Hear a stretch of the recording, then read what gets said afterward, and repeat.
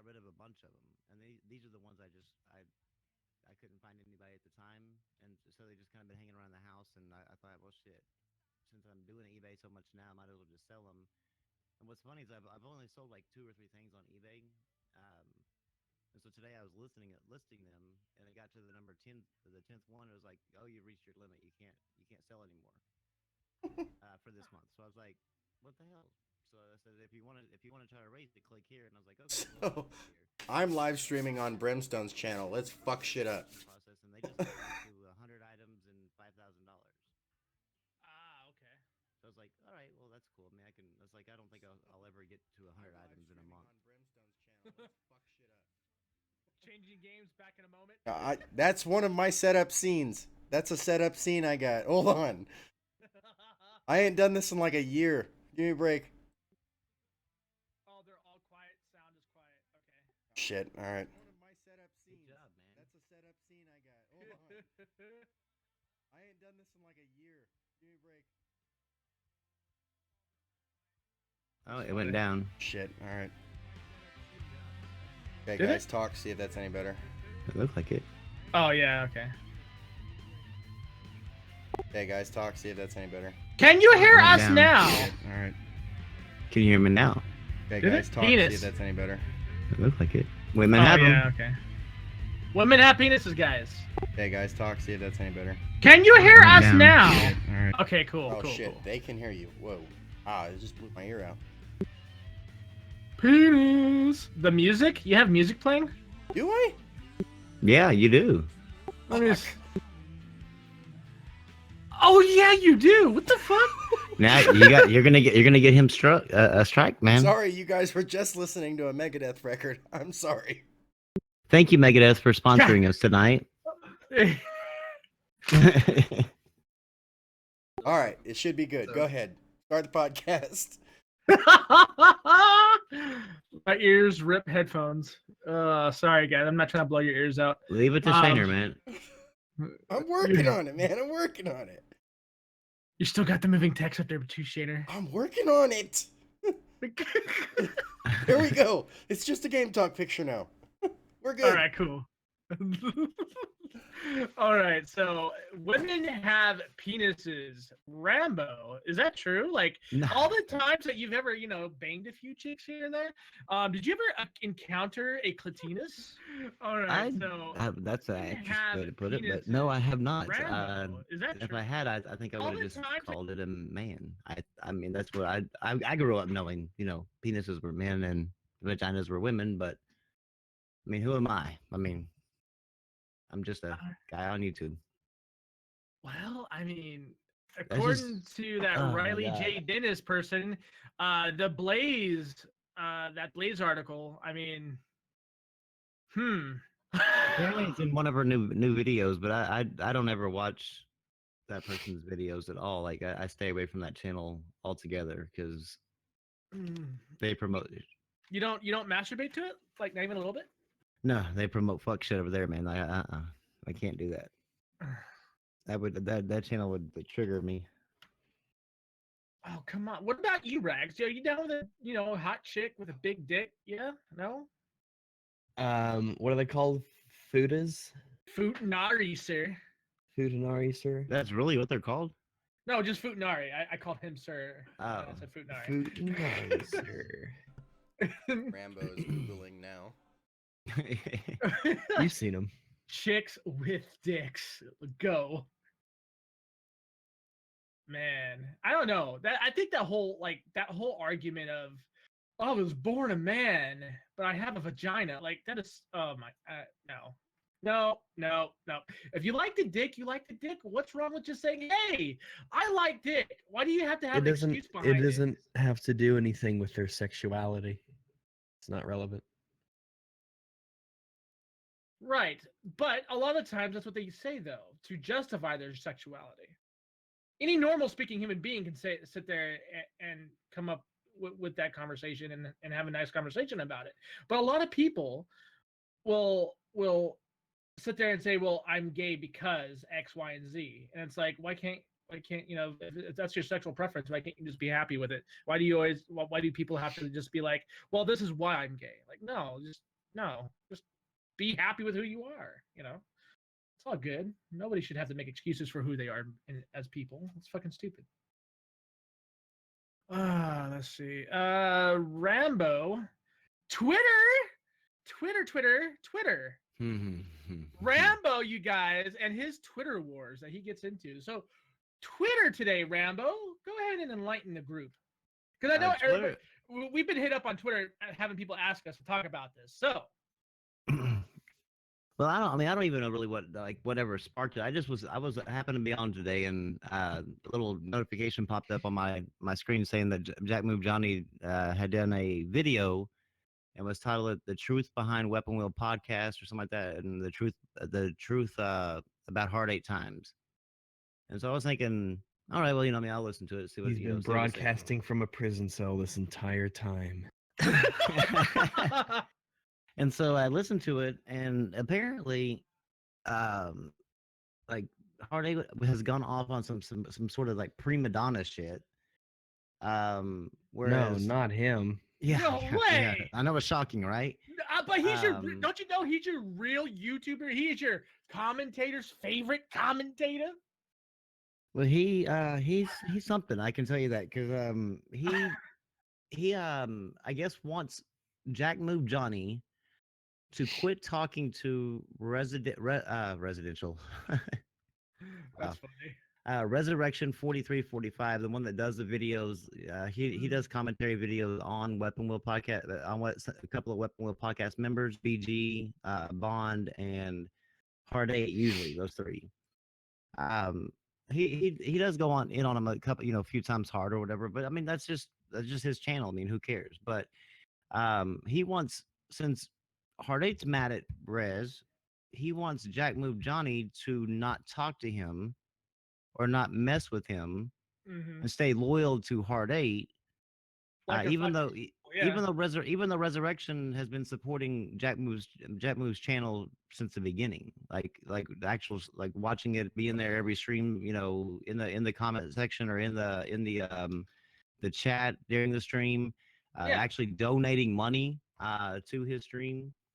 And he wants him just to forgo all that, say fuck you, Hard 8 don't like you, so I don't like you. Yeah. And I was like, man, women don't even act like that no more, man. Yo, seriously though, like if you think about that, I mean, BG has said it, and a few of his cast with him. He's all, man, if I had to have beef with everybody you had beef with, we wouldn't have a show. Like, yeah, and he's right. He's right. Like, like you can't be like, loyalty is not something that should be. Man, Jack Move has 2,900 subs, and that video is 62 or 6,300 views. That's a lot. Oh well, no, that it was actually, I tweeted it out because it was a Tella 2 videos, because Hard 8 then responded back talking about the hoe that he basically that Jack Move Johnny's being pimped out because he'll sell himself to whoever's going to donate to him. And so it was these two videos. They both had one of them. They both had like 3.3 thousand views at the time. And Jack Move Johnny's video had like almost 700 likes, and like I think like 13 dislikes. And Hard 8's video had like 100 likes and almost like 400 or 500 dislikes. You could just tell by the look of it. But what was the fucked up thing about it, especially after this whole white privilege bullshit, is that anybody who whenever you like a video and it pops up on Twitter, it says I liked a video from Jack Move Johnny. You have to do that manually. Not some people don't. I mean, those people need to quit with that. That's some annoying bullshit, and you should turn it off immediately. Well, no, so I don't even know how it works, because I mean, every time I hit like, it doesn't ever pop up. Well, yeah, because what you have to do is you got to go to share on the video, and then it has Twitter. You click the Twitter button and press. Yeah, that's what. Yeah, whenever I do that though, it just pulls up the name of the video and the link to the video. That's all it does for me. But other people, for some reason, it says like I liked a video from the person's Twitter handle and all that bullshit. You link your Twitter to your YouTube. Yeah, mine is linked. That's why. So unlink it, and then Oh. it won't do that anymore. Yeah. Oh, okay. It was just really weird. I don't know that. But what was crazy is that the 600 people, and it obviously wasn't all 600 that he blocked or whatever, but anybody who popped up on Twitter with that video saying I liked Jack Move Johnny's video, Hard 8 blocked. Yeah. Now, mind you, these people that were watching this are the Patreon supporters of the Weapon Wheel podcast. This Yeah. man is blocking people that is giving him money, but then bitching about white privilege, talking about the reason why somebody else is getting ahead ahead of the Weapon Wheel podcast and Patreon is because they're white. No, fools, because you're blocking the dumb people, the people that are actually fucking paying you. Because I Like, mean, all yeah. these comments on his video are things like, "Heart 8 is definitely too sensitive and emotional for his own good. I've never seen someone act the way he does. He's supposed to be this gangster, yet he acts like the softest female I've seen. Yep. But I like Heart 8, but he's way too sensitive. His pussy must be bleeding. All this stuff like that. I mean, he's super sensitive. He's I He takes don't think everything personally. I've never seen somebody as sensitive as him. He's I got mean, like as a far as victim complex. very much so. Just an oversensitive man child. Somebody who just How never dare matured. you guys? I would have no problem saying it to him if he'd actually just unblock me so I could say it. Same, Yeah. Same. Yeah. I mean, I just couldn't believe the dumb shit that was, and Jack Move's video was actually very. It was an emotional plea, though. It felt like. you I know, mean, Jack he was trying to reach out to him, but like, Yeah, if I you mean, saw the response video, that was ass. Yeah, Jack Move like opened up and like talked and he was being like 100% real. I mean, you could just tell. Like, you could. I mean, it wasn't a video for views. It was just basically, Hard 8 wouldn't talk to him, so this is the only way he could get him to actually um to listen or whatever. So you could tell he was actually just speaking from the heart and just talking. And he was talking about how he's would support him 100%. He's always been there for him. He considers him his boy and all this stuff like that. I mean, just on and on and on. And the only thing that Hard 8 got out of that whole fucking thing was that Resurrection donated money. No, it donated money, and how how Jack Move admitted to everybody that Hard 8 is bringing back bringing everybody down. Oh yeah, bringing the Weapon Wheel podcast down. Yeah. And I'm glad he said it though, because he's right. Everybody that I've talked to that watches that show has all said the same shit. They're like, if they just get rid of him, the show would be much better. I'm like, you know what? You're fucking right. Get rid of who? Hard 8. Hard 8. Oh yeah, I would. I'd watch it if they did. Yeah. I would be more inclined to watch it. Yeah. I mean, it just you need to relax. Yep. Like all the time. Yep. I mean, I get the pool, because drama always sells, and like that definitely brings in a bunch of people to view whenever they have their little beefs or whatever. But this got way out of hand and way too fucking fast, and it was over some stupid shit like because I guess apparently in a private chat between it ended up being, I guess, because I went to another Jack Mujani's live streams where he was giving away PSN codes tonight.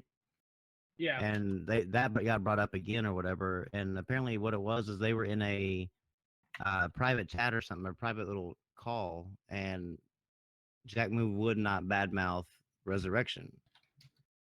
Because he was like that, that's my. He's just just as much my boy as y'all are or whatever. I mean, so I'm not gonna badmouth him. So that's just it. Y'all, you do you, and I'll do me. And that pissed Hard 8 off because he figured he felt that you're with me, so therefore you don't fuck with him no more. Yeah. And that's like a jealous ex-girlfriend, man. Yo, like I've never understood that sort of mentality, because throughout the years on YouTube, I've come across a lot of people that have believed the same way he does. Like if I have a beef with that person and you're my friend, you are not allowed to talk to that person. You're not allowed to look at that person because I have beef with them. Like, what the fuck? Like, I couldn't do that to any of you guys. I couldn't just be like, Rags, don't go on Weapon Wheel because I don't like any of those motherfuckers. Like I'm not that kind of person. So I don't know where or how or even why this sort of thought process is accepted. Like if they want me on, I'll happily go on and we can talk about whatever they want to talk about, and it's fine. I mean, Yeah. there gets to a point where you have to you can't let every little disagreement and stuff get in the way of you having a conversation with people. Exactly. No, that's the thing is like that he's always. I mean, every time you hear him talking in his videos or even on Twitter or whatever, he's always talking about how he handles his shit. He don't back down from nobody. And as soon as you have a differing opinion than him, you're blocked. Blocked on Twitter. I'm like, you're that's a not you. piece That's of not you shit, handling your man. business, man. That's you running away. And people will say, "Well, it's only Twitter," and it's not. It's not that it's Twitter. It's the idea of it. It's the what's the word I'm looking for? It's the god damn why Mentality? no, the principle of the matter. Yeah, Oh, It's okay. you're taking somebody else and you're not just muting them, right? You're not just muting because I don't have anybody blocked on Twitter. But you're not just muting them, you are saying that they do not any longer have access to what would otherwise be public information, my tweets. Like Yeah. I'm blocking them from seeing the things that I say and post. Not just me not being able to see them. And that's why I mute people and I don't block them.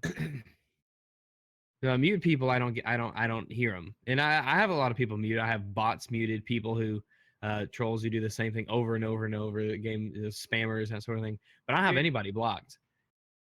Because I don't want to block anybody from seeing the things that I post. Right.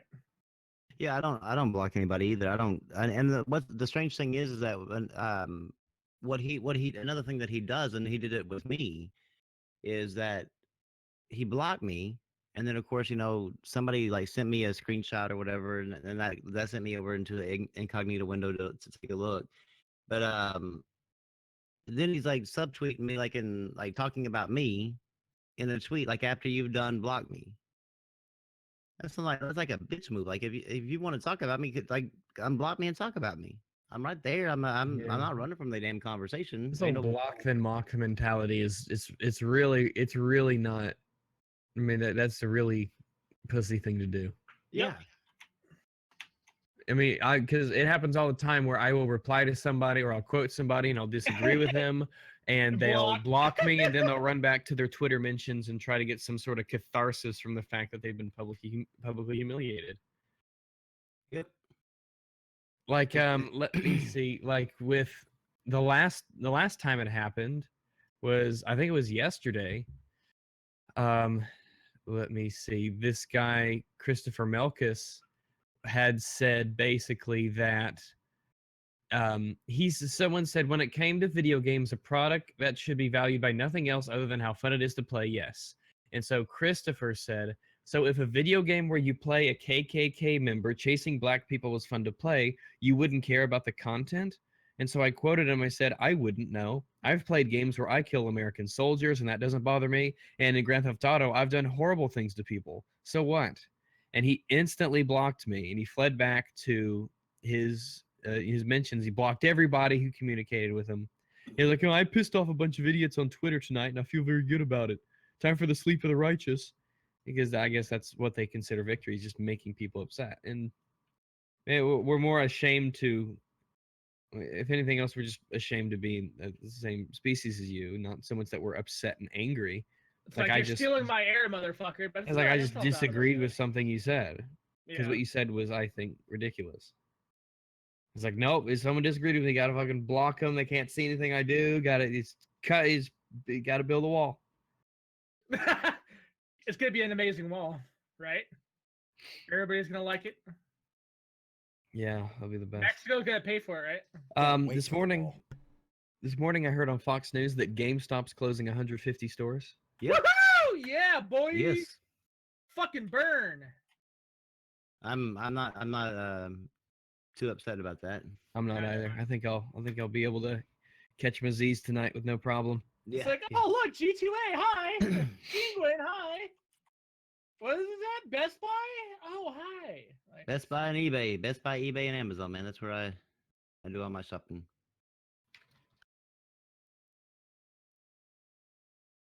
trying to read this thing here. It looks like the Supreme Court is set to rule on they're gonna hear arguments tomorrow, or I think tomorrow, in a decade-old Xbox 360 scratch disc case. Because that's what the What? Supreme Court needs to be doing. Well, apparently, what happened is they're not reviewing it for nostalgia's sake. It says the country's highest court is using the lawsuit to determine whether a specific legal loophole is that's what the permissible Supreme in Court civil needs to be doing. proceedings.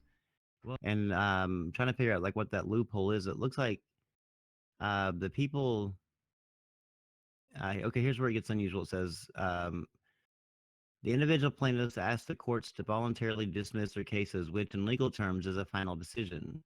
Of course, legal terms aren't always common sense terms. In this case, the plaintiffs dismissed their own claims under the condition that they could be revived if the appeals court granted class action status. The legal rigmarole resulted in the Ninth Circuit Court of Appeals decision that largely sided with the plaintiffs. Microsoft then asked the Supreme Court to review the case and determine whether the loophole is legally permissible. That brings us to Tuesday's proceedings, during which SCOTUS will hear arguments in the Microsoft Corporation versus Baker case. And the precise question they'll consider is whether a federal court of appeals has jurisdiction under both Article 3 and 28 U.S.C.1291 to review an order denying class certification after the named plaintiffs voluntarily dismiss their individual claims with prejudice. So this could get interesting. What was the claim that they wanted? Like, what was it that they were looking for? They were originally suing Microsoft because I guess a large number of people were having those scratched discs on their with their 360s. You don't remember that? Yeah, no, I remember that. That was when they were telling people not to like tilt their shit up or whatever. Yeah, they brought the case to court, and then apparently it got to a point to where they just the plaintiffs, instead of going on for a judgment, I guess dismissed their own case with prejudice. So therefore, waiting on the appeals court to see if they would actually rule for a class action status instead of each individual case. And so apparently, the Court of Appeals did side with the plaintiffs, and so now they can actually bring a class action suit against Microsoft for it. Oh wow!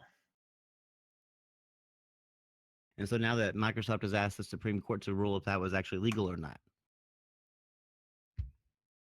So it could get interesting if it ends up if the Supreme Court sides with the plaintiffs, or the I guess the Ninth Circuit Court or whatever.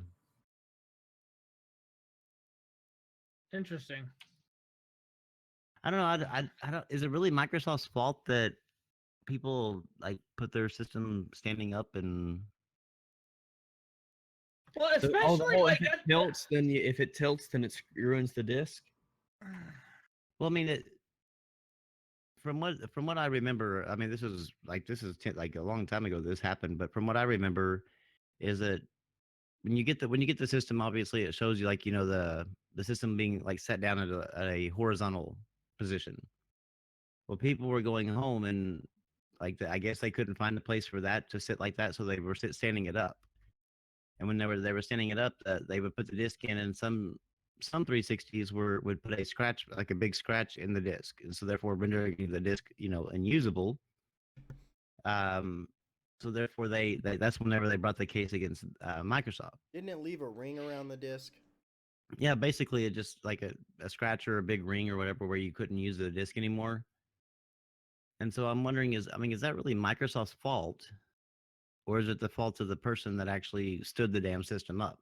I mean, they did put warning labels on it, right? Like they told people, "Don't be doing this." From what I remember, yes. I can't 100% remember for sure. I mean, it's been like I said, it's been a long time. Yeah, I mean, well, okay, well, like there's a sticker even on the Xbox One that says it, or when you first get it, like yeah, there's that sticker on it. So like people were warned about this. People were told with the 360s. I never knew it. Yeah, I'm not sure. I think the original 360s that didn't do it, right? It was a new one that did. And as a designer, if it was imperative that you not stand it up, and I would round the sides so you couldn't stand it up. There you go. Yeah, I mean, this just seems like a really simple fix. Just make the sides rounded so so you can't physically stand it up and you have to lay it down on its side. It's just such a simple fix for me. But what do I know? I'm just an idiot. No, I mean, It's that because you're definitely makes sense white. there. You're a white cis male. You It definitely fucking make. lab. I don't know. I don't remember. I don't remember anything like being like a sticker on the 360. Like, because I think that's the reason why there was a 360 sticker on the Xbox One. On the new no, like on the original 360s, not the original 360s. The remodels did, like all the revision. Oh, after all the problems. Yeah. Yeah, I would imagine after all the problems they did. Yeah, that's now if it was one of those models, then I would say the person that wants to sue is in the wrong. But if it's the one model or the original that came out, there was issues with it. I don't remember there ever being issues with the original models doing that. Oh wow. So I mean, I don't know. It was back in 2007, I guess, that all this happened. But that I would mean, have been the revisions. Yeah. my thought, though, I mean, is that it's kind of like I'm stuck in the middle here because I mean, at one point I can see like Rax's point, like that since they didn't really like make it specific that not to stand it up. At the same time, is that I mean, it seems like just common sense would be to lay it flat. Mm-hmm. I mean, you don't buy a DVD player, bring it home, and stand it up. But I don't know. I mean, it's just one of the things like it's kind of a weird thing. I never understood like why people were standing it up in the beginning because of course I had a PS3 back then, so I mean it was like you really couldn't stand a PS3 up that easy. Yeah. So it wasn't even a thought process of mine. But I mean I don't know Oh, okay. So it says, yeah, so the original PlayStation or PlayStations, the original Xbox 360s, you can stand up, you just couldn't bump them. Which obviously, like, why the fuck would you bump it in the first place if it's standing up? Okay, well, right? I mean, so if it could actually stand up, the original the only thing that you couldn't do is bump it. And these these discs were actually getting scratched because people were bumping it accidentally. Well, then that's on them. Yeah, like why would you want to move your PlayStation while it's fucking on? That doesn't make sense to me. I'm not moving. Well, my if PlayStation. you don't know it's bad to do, well, just you might do it. You might, but I mean, that's where common sense I would think we could get. There's nothing that implies about common sense that it shouldn't be able to be done. To me, it does. I mean, because I've never moved any of my electronics with them plugged in and turned on, and running a disc at that. I mean, that even going further, because I mean that would have to be running it like you're moving it while the game's actually being played. I did that with CD players all the time. Well, the CD player, like I don't think I ever did it with the CD player besides one of those mobile Walkman or whatever. But then I was still even very careful with that because it was those things like skipped all the fucking time. But I've never had a console and thought, oh, I'm in the middle of GTA, shit, I want to put it on the other side of my TV. Well, let's just do it.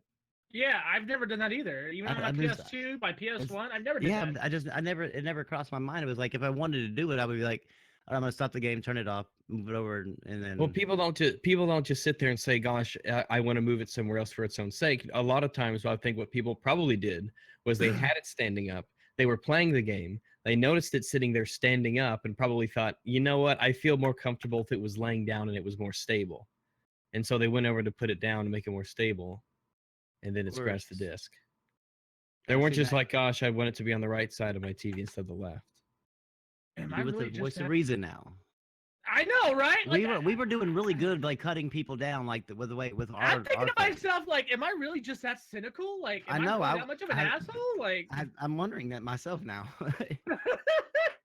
Because, like, honestly, like, I just, I've always kind of figured, it's on. Why would anybody move it, even if you felt comfortable with it being down? Like. You should have put it down. You should have put it down before you ever turned it on. That's much of an asshole? Am I? Like, that's exactly what I would have thought. I mean the very first thought when you say that is like if I thought that thing was actually not safe standing up, I would have put it flat before I ever turned it on. And I probably would have if my kid actually came and said, I just fucked up my, my Xbox or whatever. I was like, what'd you do? Well, Then you playing tell the your kid, I'll game. just use your other one. There's Well, 6 more. Use one of them. if he's like, if it was I just playing a game and I thought I didn't I didn't feel right with the standing up, so I laid it down and it screwed up the disc. And I'd be like, well, yeah, sorry, bud, shouldn't have done that. Yeah, I don't would- you understand how intricate machines work? That's what I would have said. That's exactly God. what I would have said to him. Absolutely not. Oh man. I don't know. Like, what? You thought that the disc was secured in place by the machinery designed to house the disc? It's like, what? It's like, you idiot. Why would you ever assume that thing? Why would you ever think that? Let's see, like, why would you think that it was actually like secured in that disc tray? Because Because that disc that's its tray, job. it just slid around though. When you put it in, it was like it wasn't like a tight fit. It was just like really loose. At least from whenever I remember the disc trays. It's been a while since I actually had to use a disc tray. Like it's been a minute, you No, know. you're right. On the Xbox 360, the disc kind of just did feel like it flopped around in there. Yeah, I felt like that you had to kind of hold it in to push it in. If you had it standing up for sure. It's been like I said, it's been a while since I've messed with any of those disc trays and Even stuff. the new Xbox 360s or the newest ones are like that. My son has one, and it kind of wiggles around a lot. And these guys are and like the people who design these things are engineers. Do you believe that shit? Like they obviously didn't go to college for their degree. They went to like some like fucking middle school or something.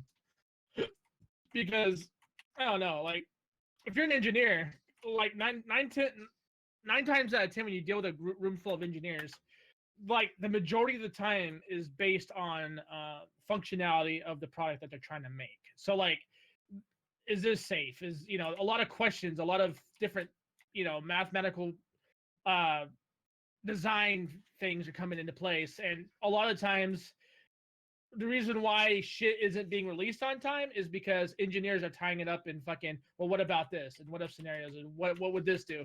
Like, I wonder if like Microsoft ever did that with their guys at all. Like, I'm like, hey, did you like ever put in any, thought? Or was this literally just a rush job and say, fuck it, Well, see, yeah, like I mean, because most disc trays, like in my DVD player, whenever I when I put something in there, What, it doesn't wiggle? it wiggles, but I mean, it only wiggles like very, very, very, just a very small amount. Like it feels like a lot more secure than the 360 disc does. But that's just not right. Like, yeah, it's just weird. So I don't know. It's kind of weird to me this whole lawsuit and then I guess I don't know. It's hard for me to think of it being secured in that situation, but Yeah. Well, the idea is that you should design a product with the idea in mind that it'll be used by children. now If that you know I it's going to agree. be used by Yep, I children. agree. Yeah, Yeah, I agree. I agree that. Yeah. Yeah, 'cause Not I mean, just, well, gosh, is like, why would you assume a child knows anything about anything? Yeah, this is true. I mean, if you look at it from at a child, like them developing it for a child, then yeah, I agree with you. I can agree with you 100% there. Because a child's not going to have the wherewithal to think about all the what ifs scenarios coming out of it. But yeah, I mean, I don't know. I guess I get. I mean, I guess if the U.S. Supreme Court votes that the Ninth Circuit is correct in their decision, that means the actual class action lawsuit will be back on again. So Microsoft could still be paying out of pocket for the 360. Well, if they do, I will not shed a tear. No. Yeah, it won't bother me at all. But I mean, that's just they've already had to pay like a shit ton of money already because of the Red Ring of Death. And I don't even know how many people are That's in this. fucking funny. How many more years has it been? Like 10 years, right? Like, Yeah, it's been 10 years since the first lawsuit was actually filed on this. So we're talking. that's They a hell of might- a long time. And how many discs are involved and how many? I mean, because that's $60 a disc, and then how many people are involved? So I mean, this could get pretty damn costly for 10 years later. How many cases? Is it just the one? No, it's well, they're the one is Microsoft bringing it to one plaintiff right now, Yo, Because if this goes Microsoft through, is dude, there's a lot of people that are gonna be cashing in on this. yeah, because like what happens like if Microsoft's bringing against one person now because like right now they're considered an individual plaintiff, and they're asking the Supreme Court to rule, so it's basically Microsoft versus one person. But if the Supreme Court rules in favor of that person or the night, basically it wouldn't be that person, it'd be the Ninth Circuit Court of Appeals. If they rule in favor, saying that that person that the Court of Appeals actually was right in their decision, then that one person becomes the class action lawsuit. Whatever, however many people are involved in that. So Yeah. I don't know how many people are involved in that, but I can imagine because back then I remember it was a big deal back then. So I can imagine it's a pretty large number and a large number of games involved. Remember the warranties, the fucking warranty catastrophe that took place because of this? Like, Yeah, it was. dude, like they cut their warranties down to almost nothing because of this. Like, The 360 is going to become like one of be known as like if this actually goes through and it ends up being where Microsoft gets sued and loses money out of it. I think the 360 is going to be like the most unprofitable piece Console of hardware. of all time, Piece of hardware of all time. Jesus, like imagine. Okay, so like, sorry, go ahead, Shannon. Oh no, I was just gonna ask Rambo. Didn't they sell every console at a loss anyway? yeah, I mean they were already behind in the with selling the console, but then they ended up having to pay like what is it, million or billion or something like that for the Red Ring of Death, and then now this. That's just it's going to be. I don't know how that. God damn, dude, that thing, like that Just shit need a is break. haunting, dude. It's haunting them, isn't it? Like it just keeps coming back. It's like yo, Their actual one good console that actually did well. As far as keeping up with the Japanese consoles, um, is the one that's actually haunting them. They're like it might be just better just to be in second place, just stay there. right? I know, dude. Like just just don't do anything, Microsoft. Just chill out, enjoy what money you have left before everybody starts piling in on this case because you know it's gonna happen. That's nuts, dude. Oh yeah, if they open up a class action and everybody's gonna jump in on that. Well, think about all the motherfuckers that went out and bought like you did, like 5 or 6 fucking consoles, dude. I Yeah, got yeah. one friend right now. You know, the typical consumer. Yeah. Well, I've got a few friends that did that though. Like they went out and bought like I bought 5 3. Xbox 360s. I bought 3 because my first 2 broke. There you go. See, like that's crazy to me. Like, wow. Yeah. So yeah, I mean that's actually I don't know. Let me see who shared that in the shit post here. Spare who? I don't know who that is inside the chat here. But yeah, it's actually interesting little tidbit of information here. It's actually looks like the people are actually saying that the Supreme Court could be leaning towards Microsoft in the Xbox case. Really? Yeah, so that's another article that they shared that looks like that the Supreme Court, from what they've, I guess, Interesting. that they're actually might be leaning towards the ruling in favor of Microsoft.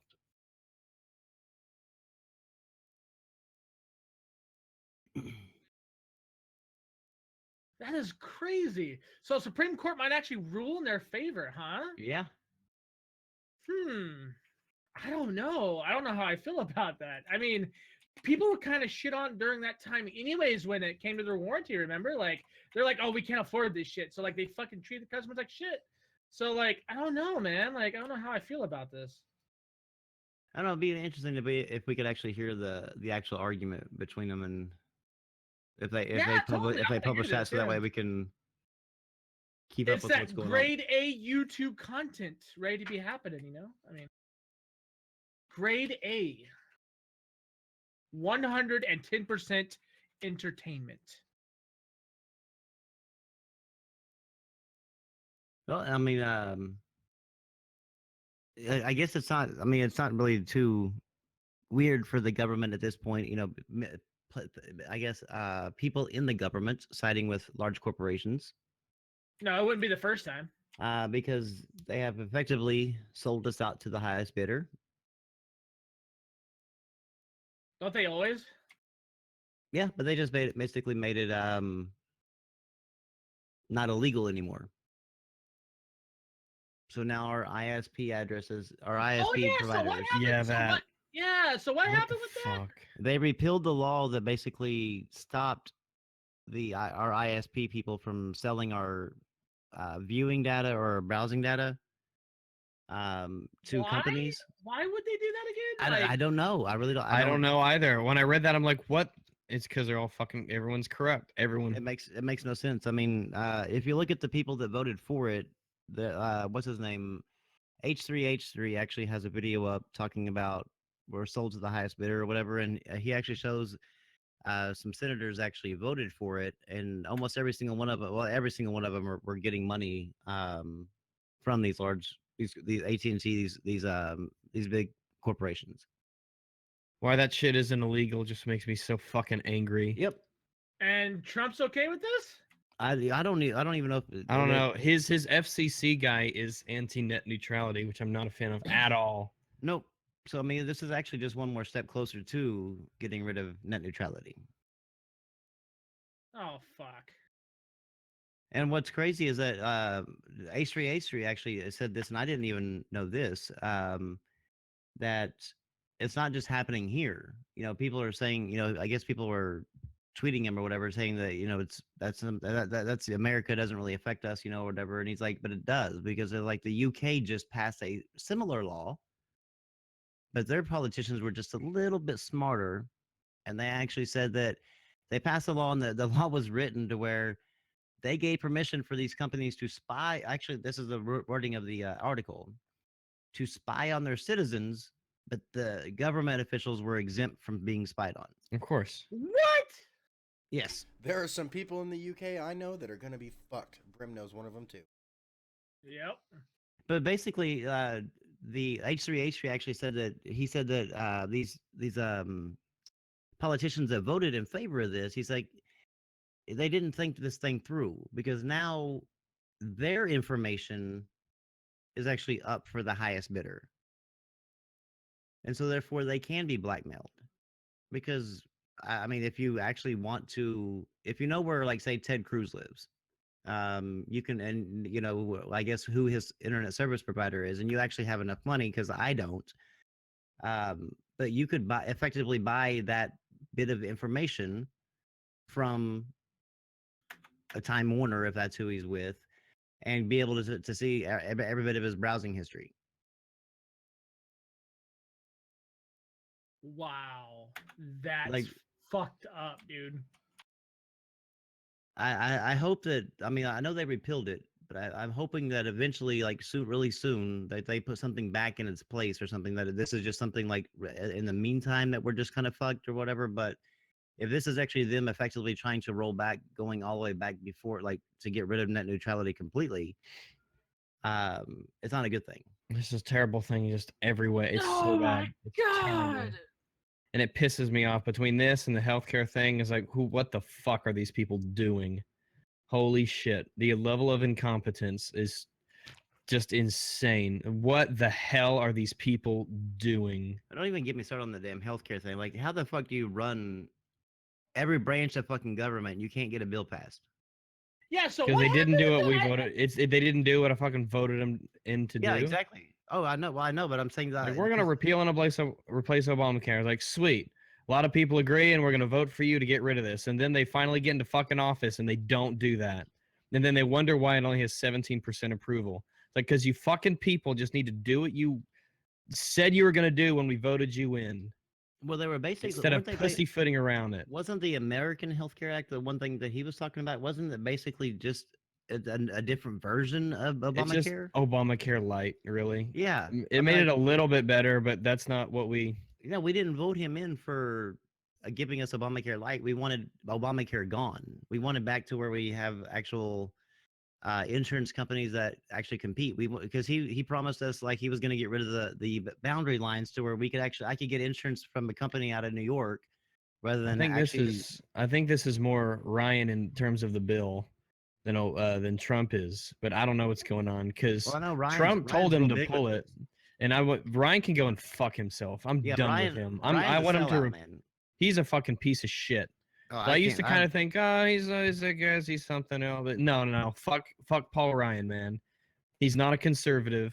He's a joke of a politician, and I want him gone. I hated Paul Ryan during the Obama administration. Like he fucked Yeah, everybody over wasn't a during fan. that. So yeah, I was not a fan after that. Yeah, I There was mean, there it was. So this is what this was about today. I caught a bit of the news thing about it today when I was on my lunch. As I was walking in, they were like saying like Democrats were worried about having to relearn how to govern. I guess on the Senate floor, like I guess they haven't had to do shit when Obama was around. So like I guess with all the new shit that's going on, Trump's gonna make them do their fucking jobs pretty much, and that's what they're worried about. Is what one of the newscasters was saying. I was like, yo, like the Democrats or the Republicans? Democrats. I'm thinking it might be the Republicans that need to learn how to govern again. Yeah. Fuck Uh, Republicans. Holy shit. The fucking Republicans are the ones that fucked this up. The fucking idiots, dude. Jesus Christ. Like, how do you control the majority? Like, they You have could've the actually- House, the Senate, and the presidency, and they still can't get shit done. Yeah, it's like there's absolutely no reason why a bill could not have been passed, other than the fact that the bill was shit or whatever. But I mean, it's still that says that shows a whole new level of incompetence.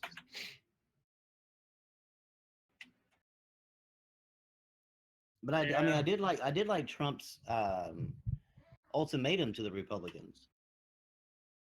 Like basically, you either vote on it by Friday or, No, he's not changing anything. Yeah. Well, yeah, but now instead of doing that, even sticking with that, they pulled it before that deadline, so that way they can go back and revisit again. So he didn't even stick with that ultimatum. Wow. I don't know. I mean, it's not Trump better keep his fucking balls, dude. He better not lose them. No, I think is maybe what he's finding out is that working like getting stuff done in Washington's a little bit harder than what he thought, and working with some of these dumbasses that people have elected in the Congress Mm-hmm. is even harder.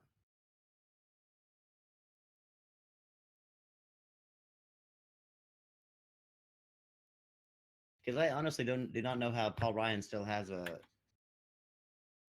position there, especially the Speaker of the House. Oh I want him yeah. gone. I want him Like, gone. What the fuck? So like, how did he? That's a. Wasn't there something that was pretty big that was like fucking brought out about him like during this whole fucking the whole shitstorm that was the Trump election time? Like, wasn't there some shit brought out about him or whatever? Like, what the fuck is he still doing there? I remember there was something said about him. I don't remember what it was. I don't. Neither do I. Yeah, I heard it was pretty big though, and evidently. There was more stuff about him that came out like during the Obama the Obama presidency that was to me was like damning enough to as far as like Republicans go and like the people who actually vote him in. And so that's the reason why I mean like if the people that are voting him in like are Republican or conservative, then how do you vote him in? Because I mean it was clear that he was not a conservative. I don't know. Right. It's like when I'm listening to Ben Shapiro and conservatives talk about him. I'm like, it's a joke, and they're talking about conservative values like those people are conservative. Trump isn't. We knew that from the beginning though. But Yeah, Ryan Trump's not masqueraded a as one, conservative. and I mean Ryan masquerades as one, but he's certainly not. And this fiasco is just another one of the reasons why I want him gone. He's incompetent. He's gutless, and he's spineless. Yeah, he was. And he one of the doesn't ones do the shit that was we one of the voted ones him to do. He was one of the ones that cowered down to the Democrats last during Obama. That I mean, basically the Republicans were going to block something going through or whatever, and he like basically flipped on the Republicans. Spineless fucking yuppie then. Oh yeah, he's basically wherever the money's at. I mean, I think that he's just a corporate shill. He's out for himself. They all are. Every single one. On both sides, every single one. Yeah, Or I next to agree. We have to. I don't know what it's going to take, but we've got to elect somebody that can put something in front of the Supreme Court, a different Supreme Court, or like a more conservative one, to allow them to take back that ruling that allows companies and people just to funnel money into Washington. Because we will never have our country back, never. Yeah. I mean, and the thing is, if they were making it rich and helping them, to be honest, if they were just doing shit that was good for us, I wouldn't really care. It's like I really just wouldn't care. But the fact is that they're doing all this shit and it's hurting us. Yeah.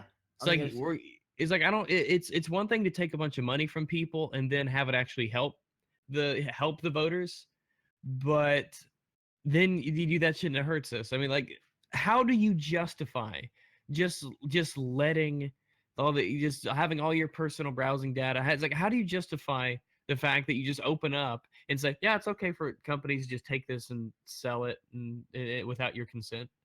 And it could be any organization that dubs themselves as a corporation too. It's like, anybody. How do you justify that bullshit? That's what I want to know. It just pisses me off because I know that if I was in charge, this shit just wouldn't. This shit just wouldn't be. It wouldn't be an issue. Is it wrong? Then we're not doing it. Right. It's as simple as that.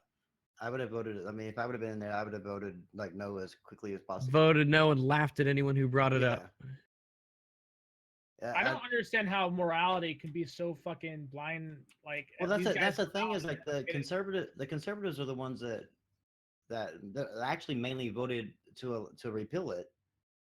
And the conservatives are the ones that always are talking about morality and these moral decisions that Well, it's fucking Republicans. And it's like these people, they're Republicans masquerading as conservatives, and then they get in. They don't do conservative things. That's okay. That is a distinction now. Yeah, fuck Republicans and fuck. It used to be Republicans were conservatives, but the Republicans are the ones actually like talking about like when it comes to like even abortion, like that's morality. They want to pass laws based on morality, but then they go on and do this. Like they don't even have any morals themselves. They're fuck them.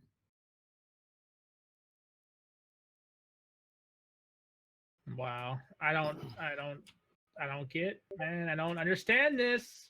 This is not why this motherfucker is there. Well, I don't know if it's so much that part is so much Trump as it is I don't know. like Ryan and stuff, but it seems like Trump could actually stop it. Well, Trump told Ryan to pull it. No, I mean the selling the ISP stuff. I mean, couldn't Trump like veto the repeal of that? I don't know. I don't know how that. I don't know how a repeal works. I don't know if they if a bill gets up there for veto power. But I mean, Trump looks pretty untroubled by this healthcare thing failure, and it looks like it was just basically a whole bait and switch. And I wouldn't be surprised if this was a way to. I mean, I just know all these problems would be resolvable with some basic legislating and compromising, but I don't know. Well, compromising is not going to happen because they just won't do it. The Democrats have actually came out and basically said what the Republicans said last term. We're going to be the stalwarts here, and the Republicans. I think from the previous 8 years that they basically didn't really have to do shit besides say no. They've forgotten how to do their job. It just seems like they were just running around like chickens with their head cut off because they could not even come together as a core unit and work out a damn healthcare bill. But yet remember now they're the ones that throughout the whole campaign and even during the 2008 campaign and 2012 campaign they came out and they were talking about they have these healthcare bills. Paul Ryan, one of them, all these different healthcare plans. They were doing this and it come down to it where they actually have the power to do a healthcare bill, and they can't even get it done. Somebody just tweeted out, Larry Bundy Jr. here, just tweeted out something that Machinima posted. Machinima console tool audio micro ending March 31st. Please be advised, access to the console tool audio micro will end on March 31st. Oh, I know. Starting April 1st, any use of previously downloaded tracks from the audio micro service for use in video content may be claimed by a third party as the license for royalty-free use by our network partners will be expired. We recommend that you remove any audio micro downloads from your library by March 31st to avoid accidentally including these tracks in future videos. Please keep in mind that any scheduled uploads will be published starting April. Blah blah blah blah blah. They The fuck fuck? their So- partners. I'm surprised Yeah. anybody's actually even still with Machinima. Yeah, no. Machinima, People, dude? Oh I my get god. I get emails all the time. Join our network, partner with us, do this, do that, and I'm like, fuck no, fuck no, fuck no, fuck no. I've literally heard nothing but bad, horrible, terrible things about doing all this. I am not interested in any sense of the word. Don't want it. Not interested. It's just bad stuff. I honestly kind of figured that they were going to be, moving towards out the door because, like, when a few years ago, like that's whenever all the bad, like, nothing but bad press and everything came out about them through all the YouTubers, and then they were quiet. Like every time you went to somebody's video, you never saw that Machinima pop up anymore. And now I'm starting to see a couple of YouTubers that Machinima pops up, in their little thing. And I'm like going, what possessed you to sign with Machinima? Did you not even do an ounce of research on them before you signed with them? Yeah, let me go to YouTube. Let's type in Machinima partnership. Don't partner with Machinima Network because Machinima is bad. The first thing that pops up. The third thing, never ever join a Machinima partnership ever. Next one, don't sign that contract. Next one. Let's see. Somewhere. Machinima's bad. The bad, the ugly. But and then the rest of them, Machinima yeah. was It's good. not good when those are the first thing that pops up. They were at one point, yeah. Before And they then all knew of a sudden, like where YouTube would top out when it comes to how much money you could make, and it's not even topped out yet. But when it was kind of small, they were pretty good. Yeah. They used to be the go-to network. yeah, like you used to be somebody, like if you were had Machinima in your videos or whatever, Yep. and now people just kind of laugh at you if you have Dude, Machinima in there your are videos. YouTubers here that are big that start their YouTube channel because of Machinima. Like Machinima, like fucking helped get them started. They saw what Machinima can do for people, and they're like, "Oh, we want that." There's a lot of channels start up because of that very network, and to see them fall so hard, like it is weird to me that of all the networks that still exist or they're having issues, that they would be on that list. I never thought it for a million years that Machinima was going to have all their issues like they have. Crazy, so crazy. Rags Machinima? No. Yeah. No, don't. Sounds like a pretty good deal if he wants to fucking shoot his dick off. If he only wants every video ever to only make him $100, then yes. I don't know. It can make But I like mean- 200,000. Machinima will give you 100. Yeah. They're GameStop basically. Yeah. Yeah, or There you they'll overpay you, and then the next few months that you get your check, you don't get a check because you owe it. They'll just take it out of your money without telling you. Yeah. Right. That's pretty dirty. Yeah, I wouldn't partner with them for. You would have to pay me a few million just to be like, yes. To probably even think about it at that point. Because those motherfuckers will straight rip you off, dude. Like, they don't give a fuck. Like, how many, like, remember that whole thing when the shit first started, the whole bad publicity shit? Remember when, like, the partners were trying to get, in touch with those guys to get paid, and nobody was answering the phones and shit? Yep. Like, Yeah, they were holy like fuck, man.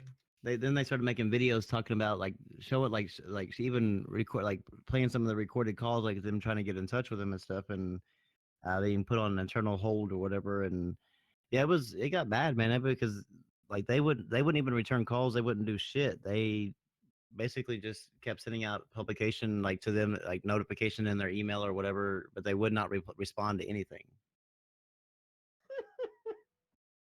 That's the reason why whenever I like now whenever I see like a video that has Machinima, and I'm like, either you started and you still are stuck with him, or you didn't do any bit of research to, because I mean, a simple YouTube search would tell you not to do it. Yeah, right.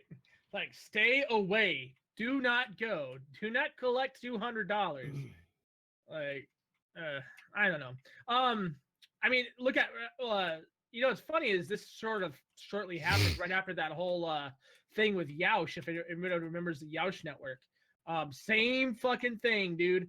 The dude was embezzling money, and he owed a ton of his partners like thousands, and everybody called him. He ignored the calls. He played it off like he didn't know what was going on. That was Big Snacks, right? Mm-hmm. Motherfucker was ripping people off.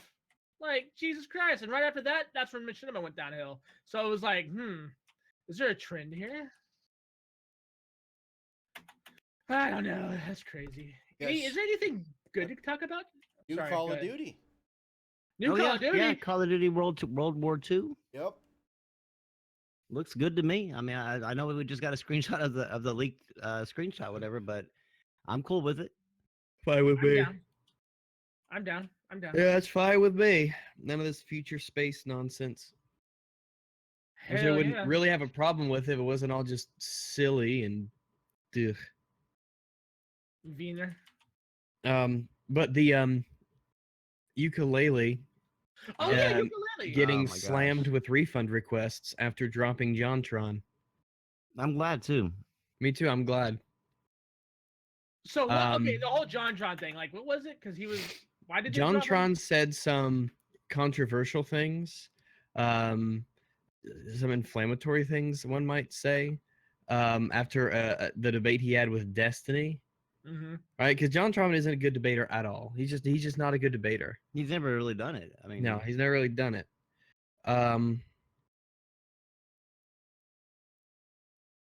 But pretty much, Representative Steve King said we can't restore our civilization with somebody else's babies, and JonTron said, "Wow, how scandalous! Steve King doesn't want his country invaded by people who have contempt for his culture and people. Nazi."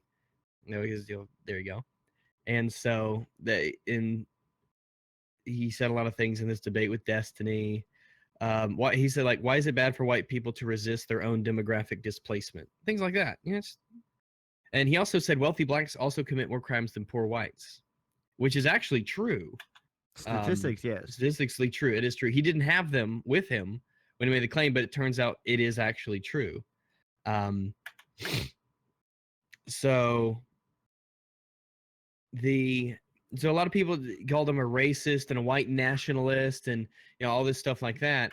And so the developers of Yooka-Laylee pulled him from a spot he had in their game. And so they pulled him. They've been getting slammed with refund requests, and they are going total damage control on the Steam page, and they're banning people who are critical of the decision with it, and they're just totally doubling down on it. And some poll that somebody ran showed that 67%, there were 4,000 people who did this poll here, and 67% said they do not support his removal from the game. And 12% said yes, and 21% were indifferent. Well, this is gonna sound really, really, really weird. But Keemstar actually had a good point. That you're right. It already sounds weird. Should I be worried? Yeah. Well, yeah. I was kind of worried whenever I listened to him. I was like going, oh, he's kind of right. But he said when that happened, he's like, he goes, it makes total sense. He's like, because everybody goes to every time before they go to buy a game, they always like research who's voice acting in the game and what their political stances are and like where they stand left or right, and then that's whenever they make their decision if they want to spend the $60 or not. I'm thinking exactly like who. I didn't even know JonTron was even in the game, to tell you the truth, until they came out and said he wasn't. Yeah, same here. And then the whole thing is like he said it on his own time. He said it on his own thing. Granted, yeah, I know he's a public person or whatever, but the same thing is though is that because he has differing political views than what you do or your company, your little company diversity thing, doesn't mean that he should be like pulled from the game or like shunned from being a part of the game. Like isn't the whole purpose of diversity is to accept people for their differences? Mm-hmm. Yep. Like they've perverted the word diversity to mean everybody needs to be the same. Yeah. That means less white people. Yeah, basically. They Well, I never mean, talk Less about whitey they never talk people. about diversity in places where the population is majority non-white. Fuck you, Diversity is whitey. only good when it involves ultimately less white people.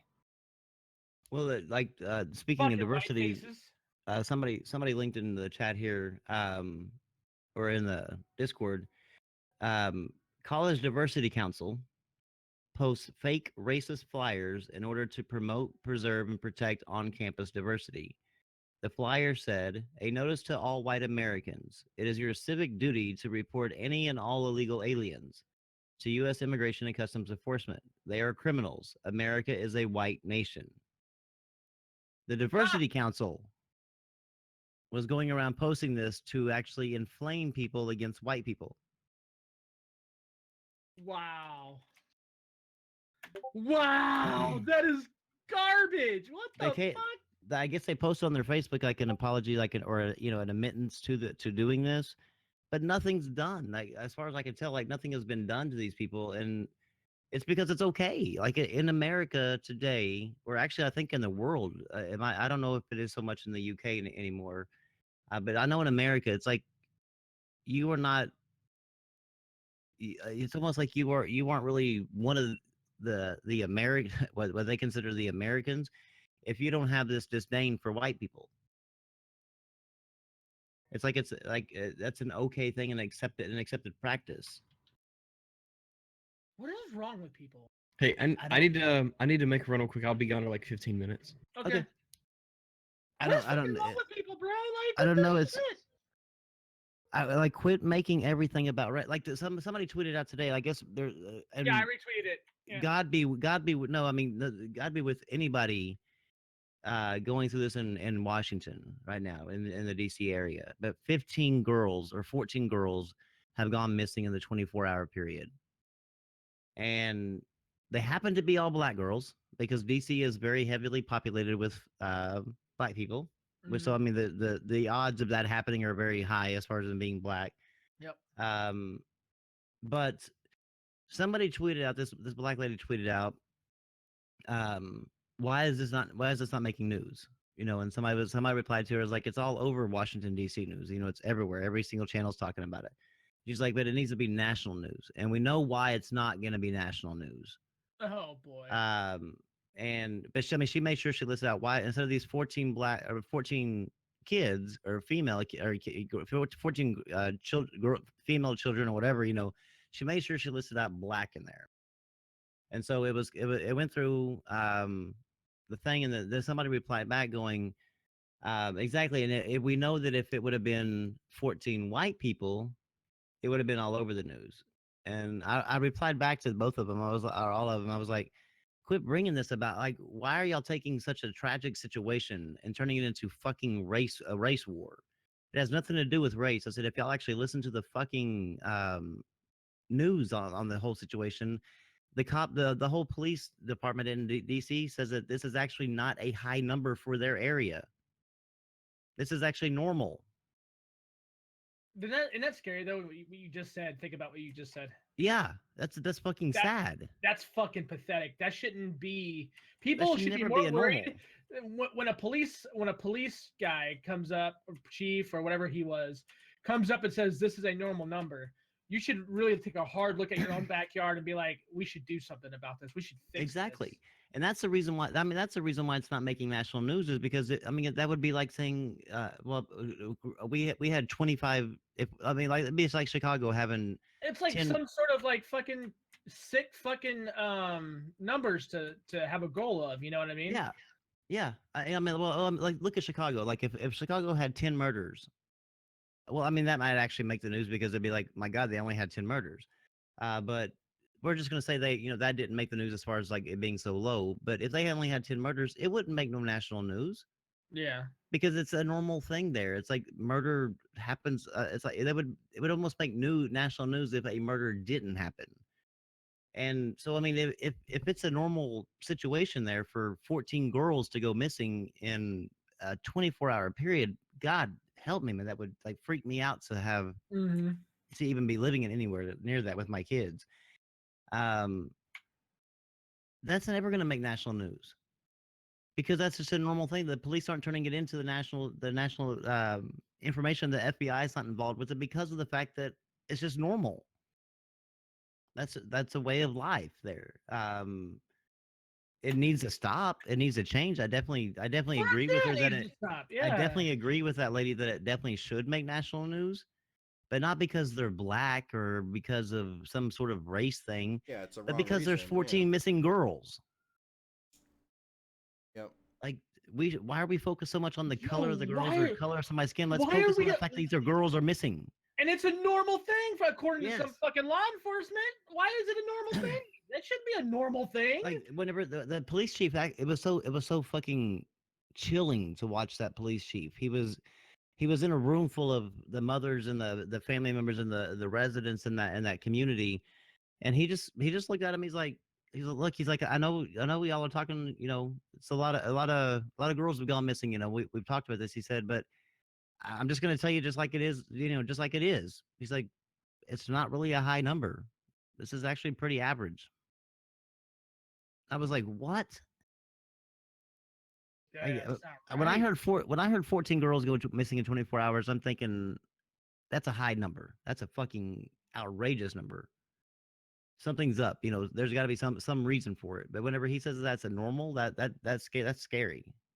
Yo, right? Like that makes no sense to me. Like, why How do would they that even be have any okay? kids left? And how do they have any kids left in DC at this point?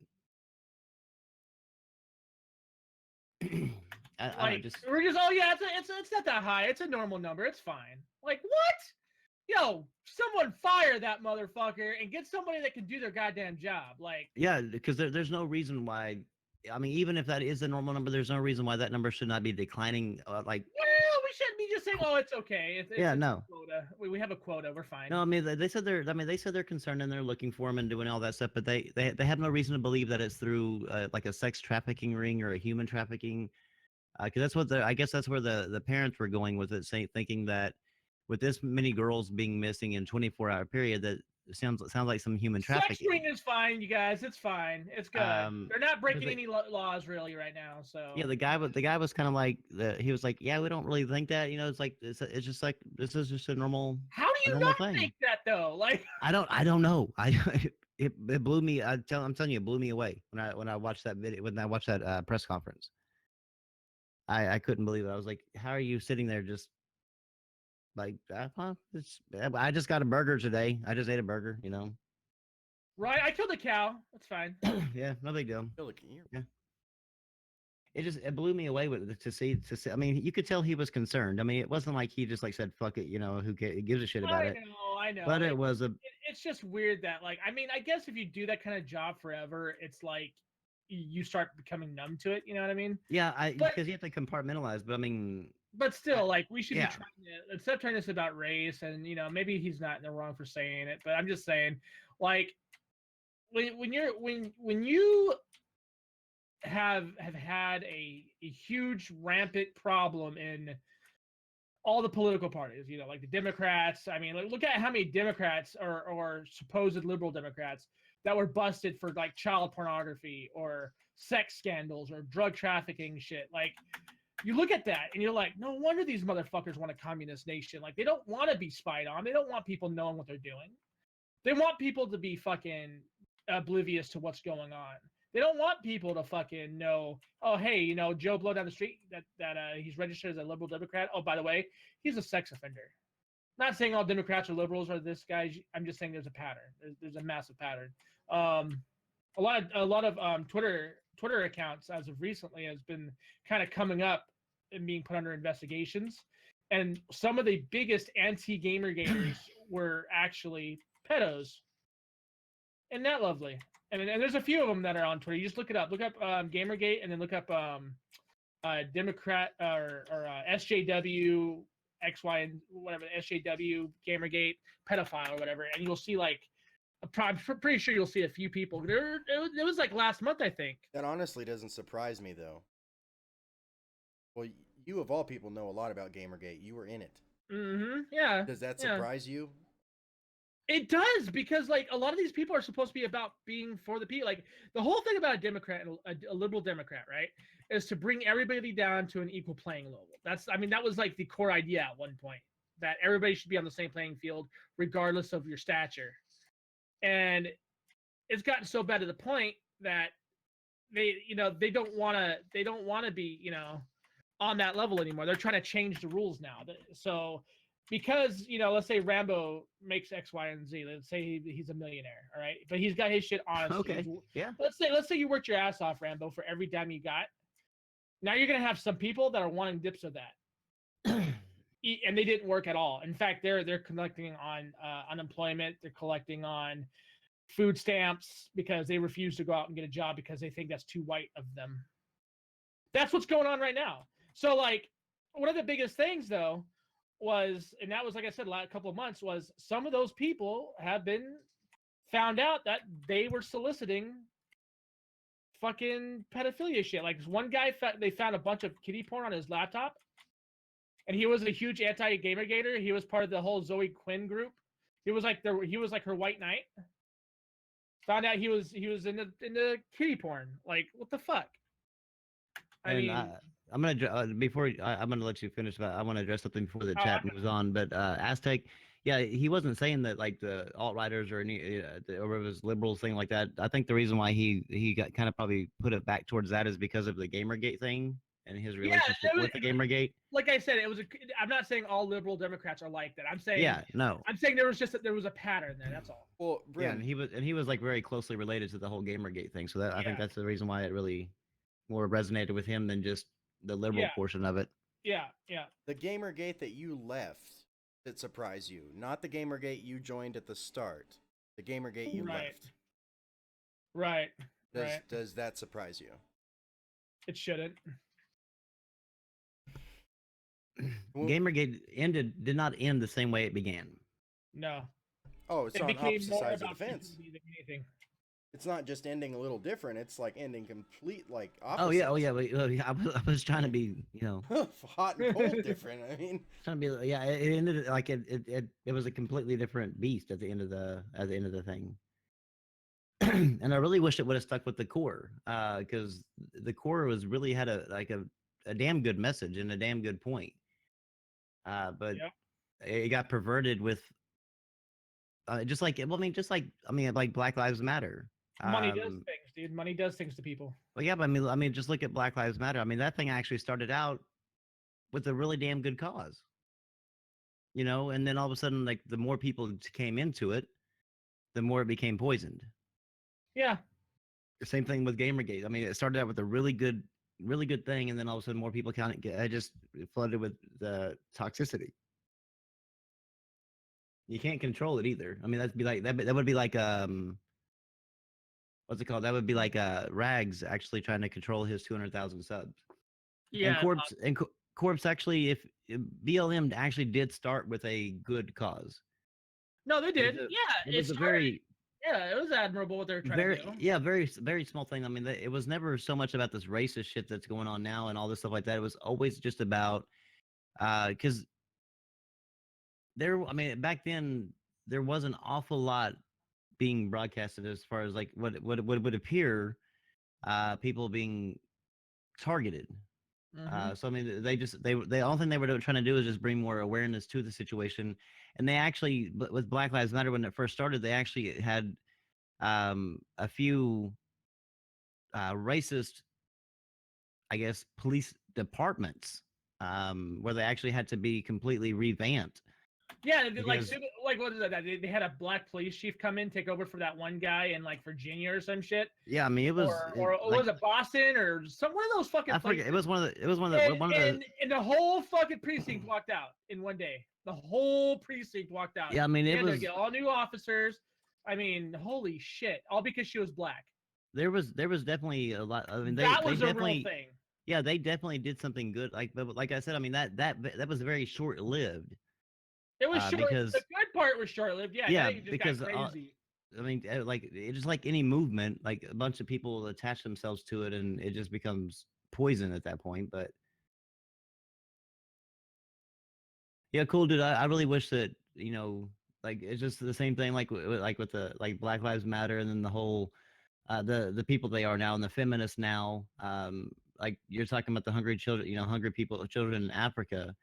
Obviously they are black. I mean, for the most part, there, and not you don't hear nothing, them talking anything about that. And the feminists, they're not doing shit for um the actual the third world countries that actually need it. They're complaining because they're getting tweets on Twitter that they don't like. So yeah, I agree. I mean, that's a problem with these big movements, is that especially with the social media aspect in it, like they can't stick with the core message anymore. Stormspark from the chat has a question. If you guys want to answer it, it's kind of an off the wall question. So let me know if you're ready. Was it the porcupine thing? Yeah, how do porcupines fuck each other? I don't.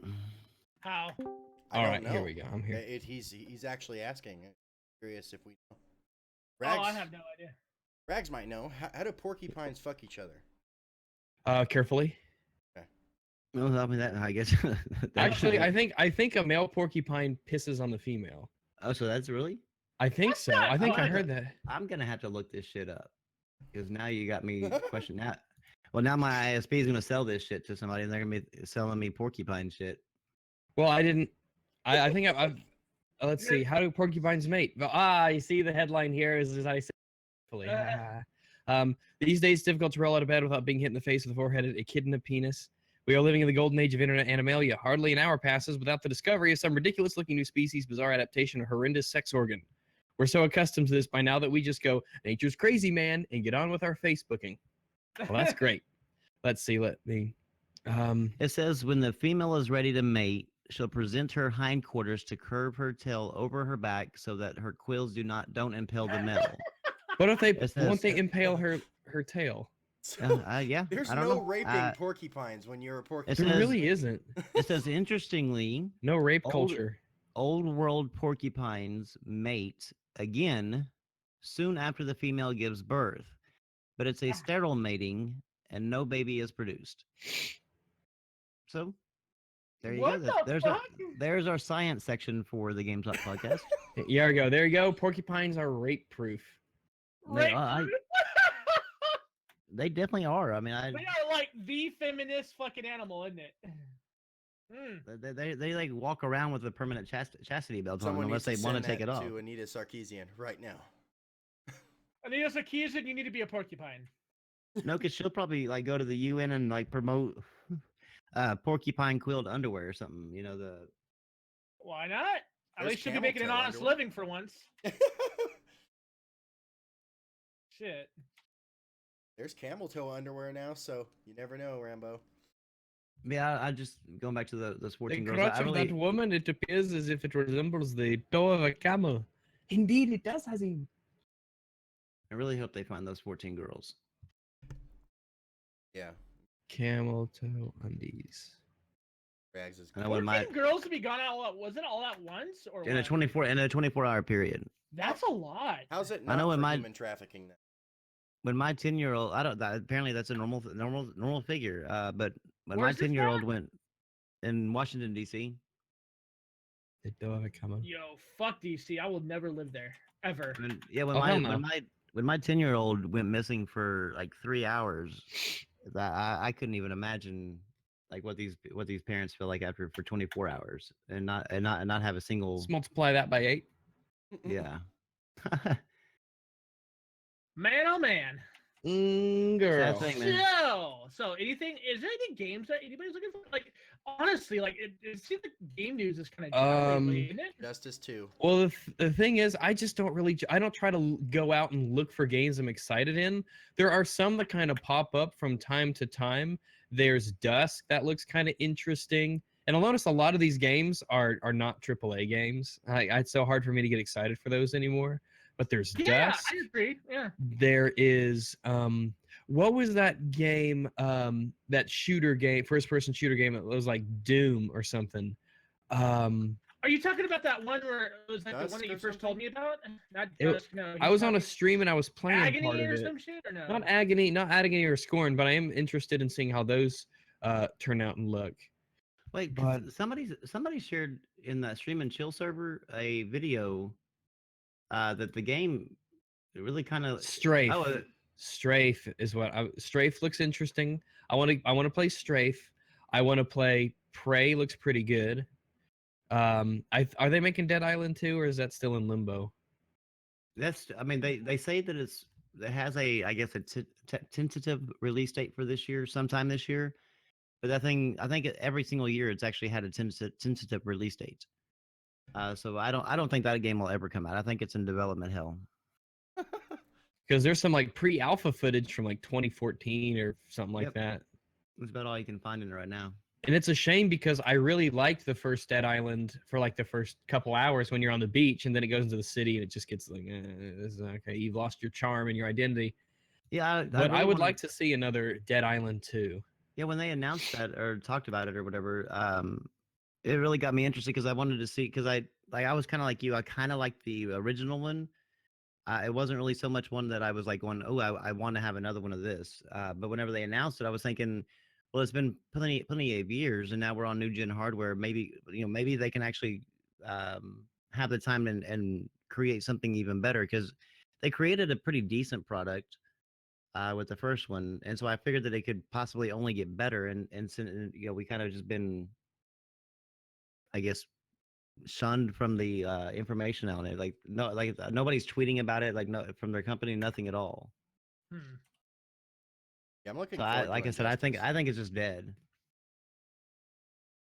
It's gonna be one of those ones that like in the when the PlayStation 17 rolls around, they're gonna be talking about Dead Island 2.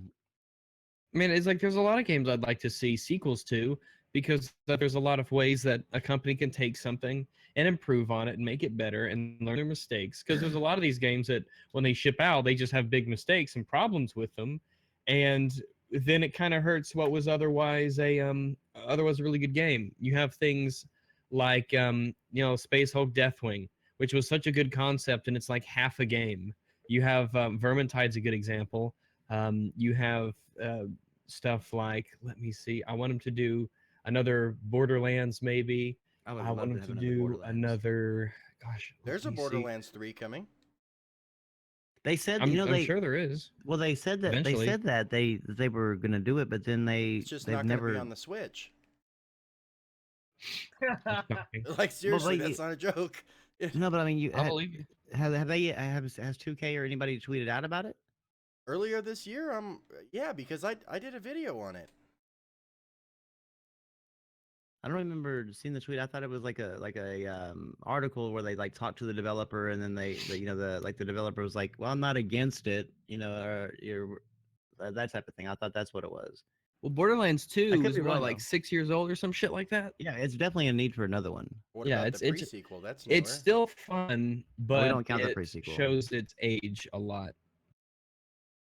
We can't Really, count what they need to that- work, that was what like they the need to worst do game. is they need to continue to expand on branching paths for your character and the leveling up stuff, and they need to really work on a better system for the randomization of the loot that you have, because you do recognize the patterns pretty easily with this can be like this, that can be like that, because you can actually go on like Imgur and online, and they show you that there is an intricate system to how all of the guns mix together with the parts and how each individual part and stock and things like that, it does affect the stats, and they could be with different companies and things, but a lot of them do have this really samey feel.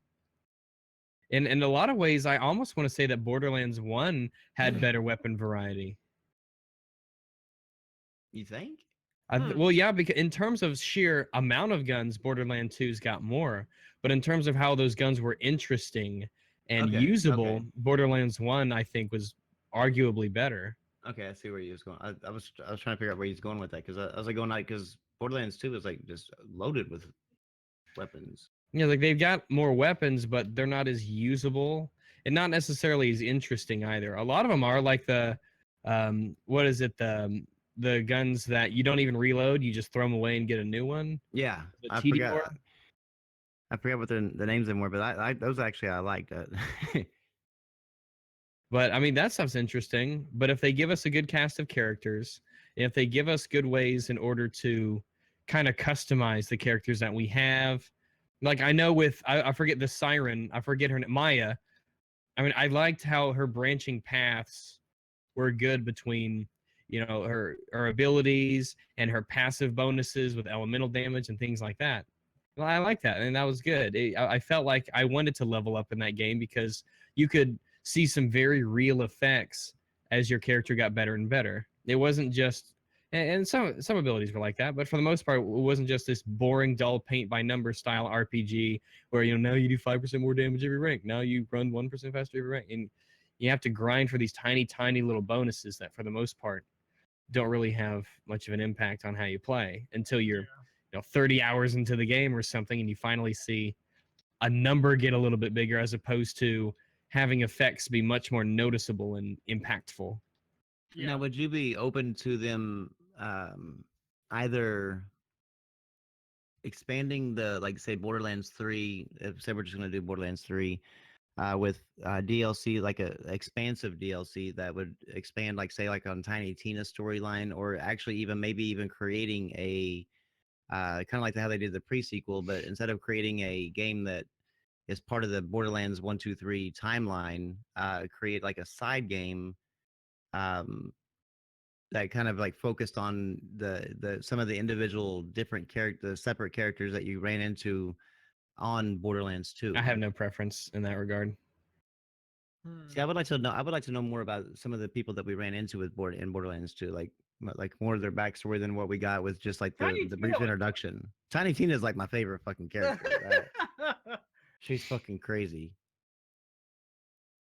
But I would like to see more of I don't because I know so it'd be nice to see like them either do that or could create some like expansive DLC to where you kind of got a little bit more insight to some of the more popular characters that you ran into within Borderlands 2.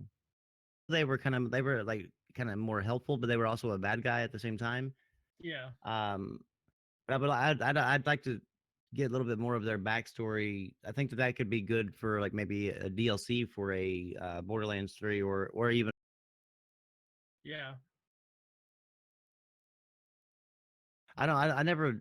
I tried playing. I remember playing Borderlands 1.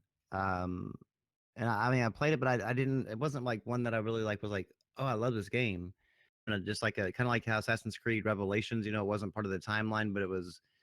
Well, it was. Obviously I know that was part of a timeline. So chat, if you are trying to correct me, but it wasn't part of like the 1, 2, 3, 4, like their timeline like that. It was like a separate side thing. Okay, man. I just kind of chucked it off. I didn't play it.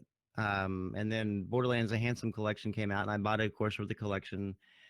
Still never played it, and then I'll play Tales of the Borderland, and that game got me to go back and say, okay, I'm going to give Borderlands 2 a try, and that happens to be like one of my favorite games. Like it's, I love the game. I kind of slapped myself for missing it all those years. Yeah. But that Tales from the Borderlands, I think, is one of the best Telltale games. Telltale games. Yeah, the Batman one sucks. Well, I don't know. I think the Batman one has promise.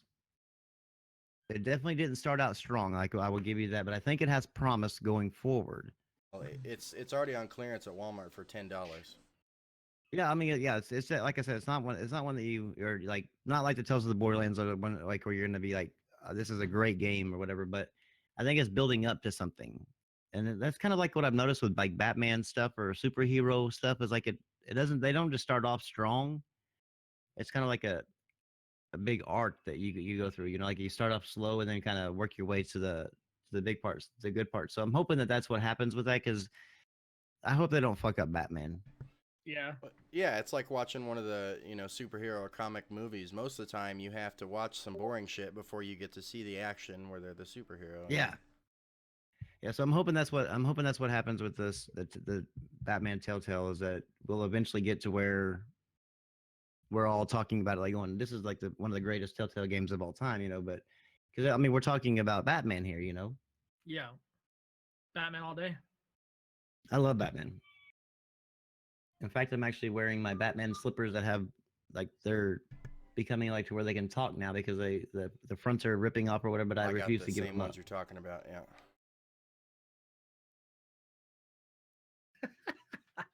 It's scary what you guys have in common. It's a little, Does he have Batman crazy. boxers? I don't think so. Yeah, I don't actually wear boxers, so Or boxer briefs.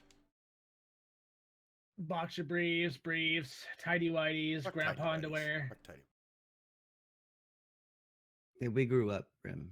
Yeah. Just because you wear them doesn't mean Oh, I prefer not to wear any underwear at all. Like that shit is too constricted. All My right, nuts, well, I mean, I like if I want to wear underwear, is like I better be like standing on my feet all day, or it's gonna be up my ass all day. So I'm just like, no. this is good to know. I mean, Never always wash wondered. his pants.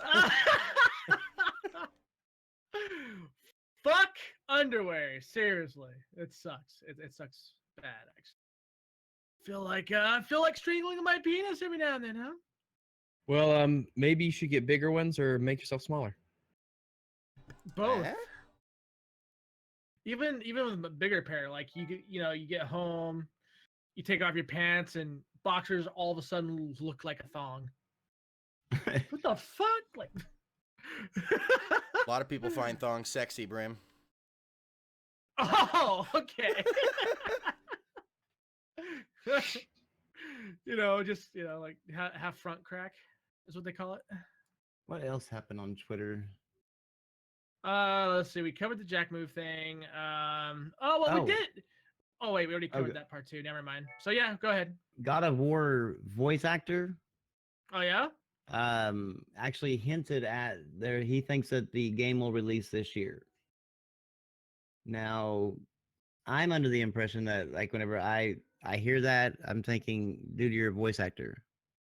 But at the same time is that they are actually really in I would think they would be a big part of the development. Yeah, I would too. Yeah. So it's kind of like one of the things like it's partially believable from that he might know what he's talking about, but then it's also like going, dude, you're a voice actor, then that's they're not going to tell you like when it's going to release. But what do you think? I mean, do you think it would be bad? I just don't see them. Where are they going to release it? I guess is because they're not going to release it down in the Call of Duty Battlefield time frame. Mm-hmm. Because like first of all, that's like all their third-party exclusive content that they get, that PlayStation gets, like the third-party deals they've made. That's when all their games are going to be releasing. Right. So and God of War is like a huge title, so I don't see them trying to release it. I just don't see them trying to release it this year. I'm not really that hyped for the reboot. Like I'm just not. Wait, you gotta quit being friends now. It's God of War, man. You're talking about someone who's played all the original core games. So Yeah. I'm you know what I mean? Like I really enjoyed that story. I really did. I hate to see it. Badass. I hate to see it go away from that mythology into another one.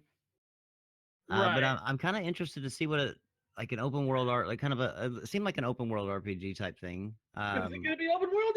Yeah, I mean, well, I guess it seemed like it from the little bit that we saw. I mean, it was kind of hard to tell if it was going to be linear or open world because it could have been both. Mm-hmm. They could have definitely been walking a linear path or just, it had more of the world around them, kind of like the Uncharted used to do.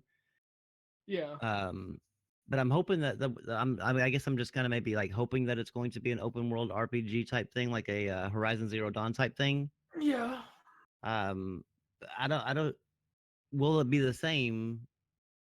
I don't think it'll ever be the same. I mean, because he'll never be that Kratos, And that's kind of like what turned me off. Like, I mean, I like the idea of them showing more of his father's side. You know what I mean? Like, I think that would be cool if it wasn't that they were changing a lot of the story that made Kratos.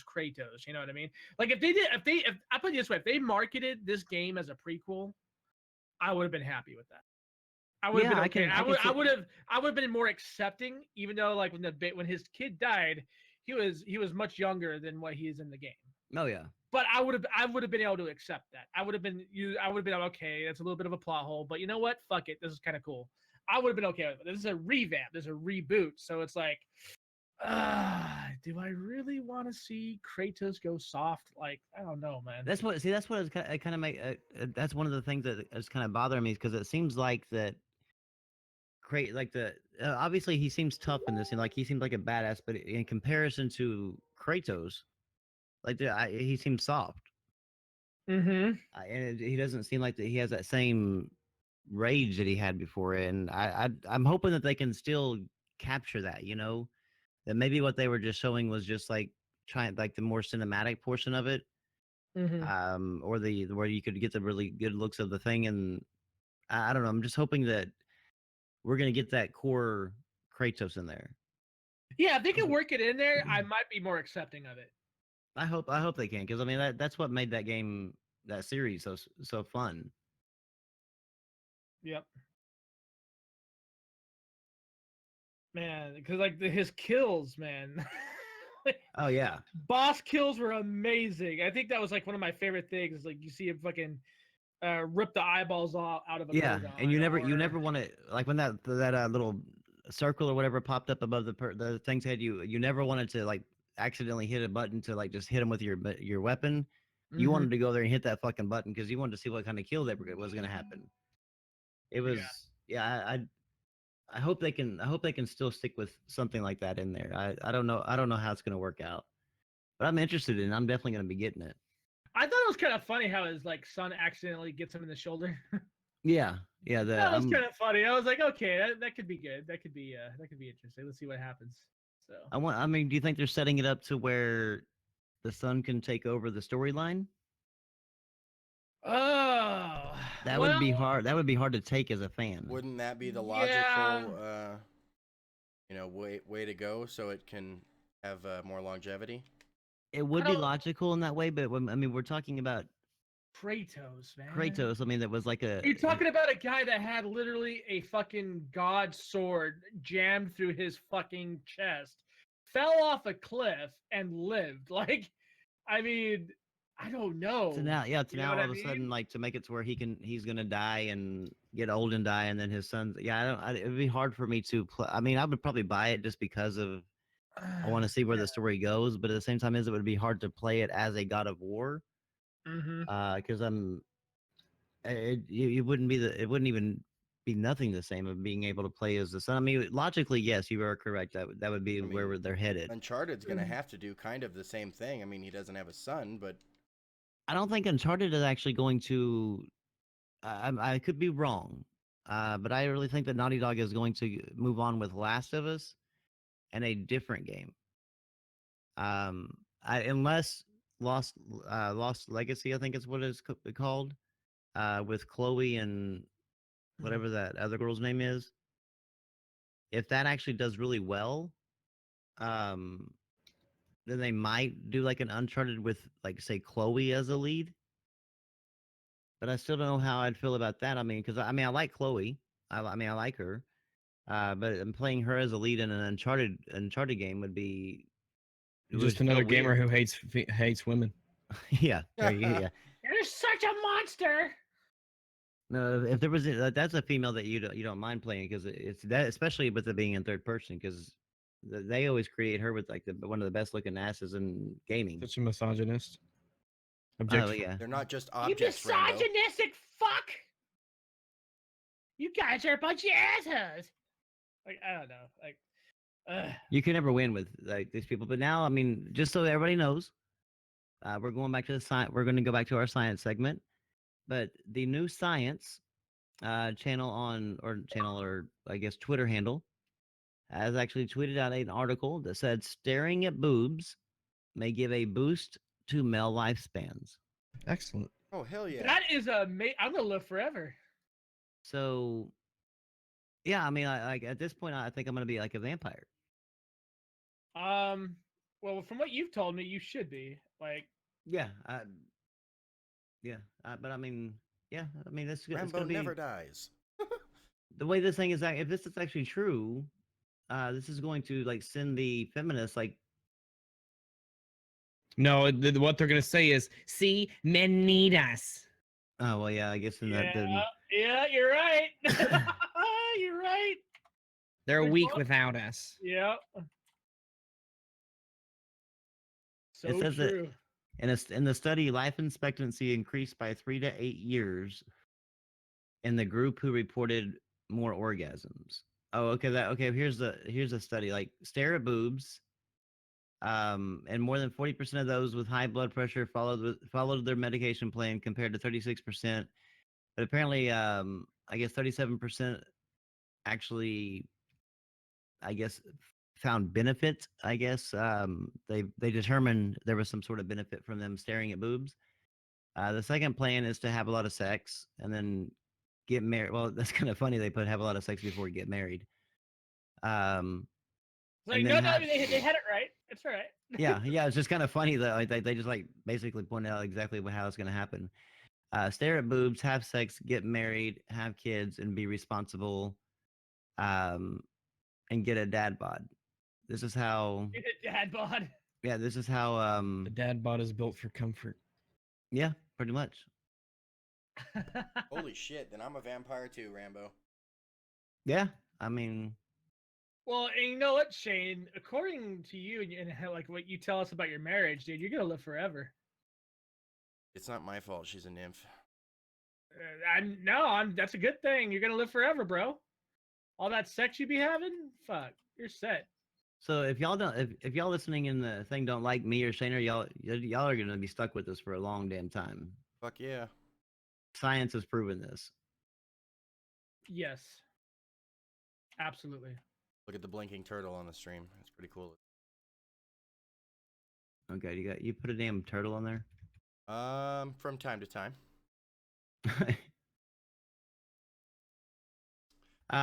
Let's see. There was other crap actually happening on Twitter that was actually interesting. It wasn't like the fighting back and forth. I'm trying to find it now. I got so many damn tabs open searching for games that. We talked about the ukulele thing. I'm glad to see. There's actually a few friends of mine that have actually canceled their pre-orders. That's another game that I'll buy used for the collection. I find that even if you know, like the because it's not like he was saying racist shit, like completely racist shit. He was basically um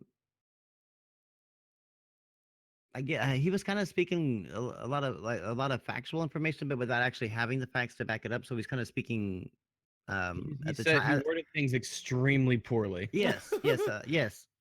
I mean, you could tell what he meant. Like if you listen to JonTron and you listen to like him whenever he talked to Sargon of Akkad, like in a live chat, um, they kind of all talked or whatever, and that's what led Destiny to want to talk to JonTron. But then he kind of got JonTron by himself, and JonTron never had debated, especially this political shit. Because I mean, he's kind of even JonTron said that he's always been kind of interested in it, but he's never really spoke out about it and stuff. So he was kind of a little bit off guarded, I guess, maybe the word. And so he spoke not eloquently at all, but he definitely had points there. If you could just read between the lines and understand like what he was wanting to say. But it wasn't like this man bear. I mean, I know people are going to try to call like us hypocrites or whatever, like this whole man bear thing. He never came out and They're said, not even related though. Like they're not even close to being on. yeah, the I mean, if JonTron came out and said, fuck black people, black people suck or what, like all then, black people should then die. It would be, yeah, then it would be. Then I would definitely put one on one and be like, same situation. Yeah. He like JonTron was not meaning what the way his words come out. I understand that you can't really take those back, and he can only apologize for him. But He didn't apologize though. no, he didn't apologize. I mean, he reworded him. Did he have to though? I don't think so. I don't know. I don't think he should have had to apologize. But he came out Not at all. and reworded him in a more I'm thinking of trying to think of the word professional, not really professional, but proper wording. Yeah. And the way he really meant them. And so I guess that some people took that as an apology because they thought he changed his stance, but he really didn't change his stance. He just kind of like worded it correctly. But he didn't say anything like way off the wall. Like it was controversial to certain people because of the fact that If they were looking for something, then they could Yeah. see it and how he worded definitely. things. Well, but the way I kind of explained it to somebody is that if you don't have their type of mentality as far as the way the world is or the way the world should be, then no matter what you say is controversial. Yeah. And so in that sense, yes, I mean he was being controversial because he wasn't going along with the hive mind. And so naturally now Now he's the new PewDiePie. Yeah, I would almost bet that these like polygons and stuff like that actually probably went after Polytronic, I think it is making the game, and asked them about their position with him being in the game. Like, kind of like they did PewDiePie, kind of like trying to set him up to get fired. Well, yeah, I mean, he's guilty of wrongthink. Yeah, pretty much that's all you got to be these days. And again, like I said, if he would have actually been like just fuck black people, they should die, I wouldn't be supporting him at all. I couldn't get behind that because I don't think that's right, no matter which color it is. But that's not what he said, and that's not what he did. So that's the reason why I feel the way of not really wanting to support the developer and actually Right. standing behind like that, because I think that he's being kind of railroaded and made an example of. Yep. Yep. But you know, it's funny. Channel's doing all right though. Yeah. Oh yeah. Channel's actually booming. So I mean, it actually. Just like with PewDiePie. It's almost like he's relevant again. Yeah, because I mean, honestly, not too many people talked about JonTron like before, and now all of a sudden, like he's like almost a household name, and people. I mean, I think he's actually growing subs too at this point, even more so. So yeah, I mean, it's good to see that these media people can't kill the YouTubers. They try. They've been fucking trying a lot lately, haven't they? They have, yeah, they have an agenda. They definitely have an agenda. They want the YouTubers gone because it threatens their job. So, we've been a threat to them for a long time, and yeah, they see. right. I mean, that's the thing. Like, and that's what they don't like. Their bottom line's being hurt. You know what I mean? Like their viewership's going bye.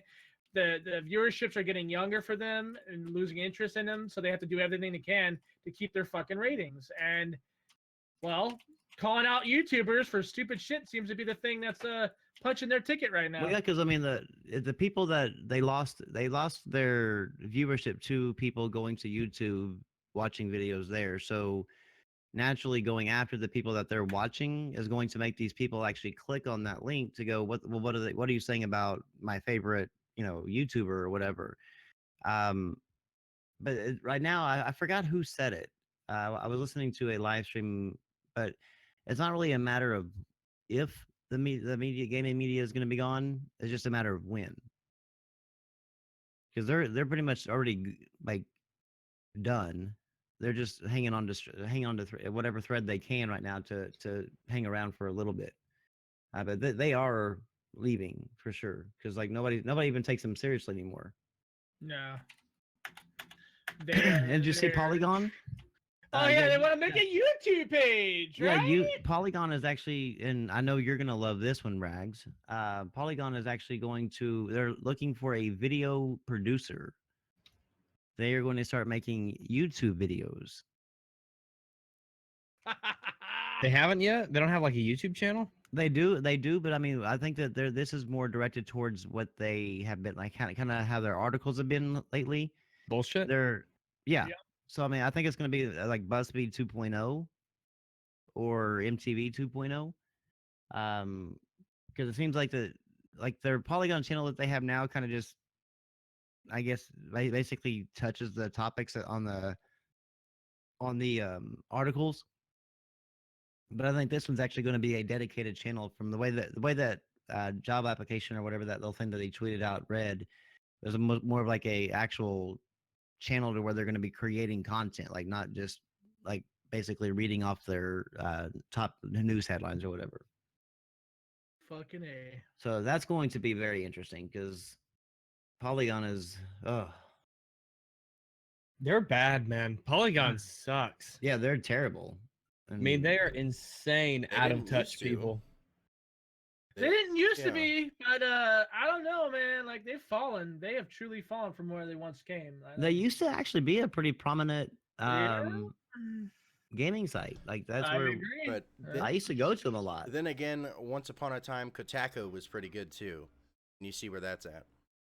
True. You know, it was a shift in the guard within the country that the I guess the right think and wrong think that really started splitting off these media channels. Like they you had to pick a side one way or the other in the media, and they kind of went with that, what they consider right think or whatever. But in almost every single one of their articles, whether it be a review, whether it be an opinion piece or whatever, it seems to always have some sort of political agenda behind it. And it's almost like they want to get they themselves want to get themselves into another field, whether they're trying to maybe they're trying to make themselves relevant in a political spectrum to where They they desperately can clearly want to be. yeah, I mean that seems like because almost all their stuff has some sort of political nature behind it. So I'm wondering if they're trying to still write about games while they since they are a gaming site right now, but then work in the politics to start like transitioning over into that area. I don't know. It's funny, Corpse, you're bringing this up because I've seen an increase in videos of people uploading that I've never heard of before, getting hundreds of thousands of views of why I left BuzzFeed. Like they're losing people. Like there's people that are just like they had enough. They're done. Losing people like BioWare. Oh yeah. So how's that doing? Did we ever get those sales numbers? I don't remember ever seeing those. Did you? You guys? I don't know. The review scores aren't looking too good. No. The review scores are pretty bad. Your review scores are shit. But no, I haven't seen any sales information regarding it. I honestly don't know if you will. I mean, I guess when the NPD comes out in probably a couple of weeks, we'll be able to see where it charts. But that's about all we'll be able to know from that. Do you think it'll chart? Do you think it'll chart number one? I fucking hope not, dude. I hope. I really hope that people actually, instead of just buying it because of Mass Effect, actually stood up to a corporation like releasing a shitty ass game. It's really a shame because I was playing Dragon Age 1 last night with my girl. Like she never seen the game before, and she's like, "Yeah, this is actually pretty good." I'm like, "Yeah, it's a shame that this company's no longer like this anymore." Like Origins and like the first two Mass Effects were like the last great games they made. I don't know what happened to them. Like their MMO was pretty damn good too. Their MMO was actually really good. Their Star Wars MMO, like did they actually have a changing of the guard there to where like maybe that some younger people started like heading up the company or something? I wouldn't doubt it. Honestly, I wouldn't doubt it. I mean, it seems like it. They really started hitting rock bottom when the whole thing between them and EA went down, and where EA like took over the reins over their Star Wars MMO because they were no longer supporting it. You know, something definitely went wrong there. And they like, I'm hoping that I'm really actually hoping that EA does something. EA actually, because since they own them, that they need to definitely, instead of like standing behind that. I mean, obviously they're going to stand behind their company, but at the same time is like at least acknowledge that there is a problem. I just another thing I actually wanted to cover on is Outlast 2. Yeah. It was originally banned in Australia. It has actually been overturned, and there's not going to be any edits or any cuts to it. Good. It's actually going to release in the exact same form that it's releasing here. Good. Awesome. Yes. So that's good to hear. That's some pretty stupid shit. How like fucking Australia's treating their people like they're fucking children. I Yeah. hate that shit. Their internet service, be prepared, you guys. We're looking at becoming that soon.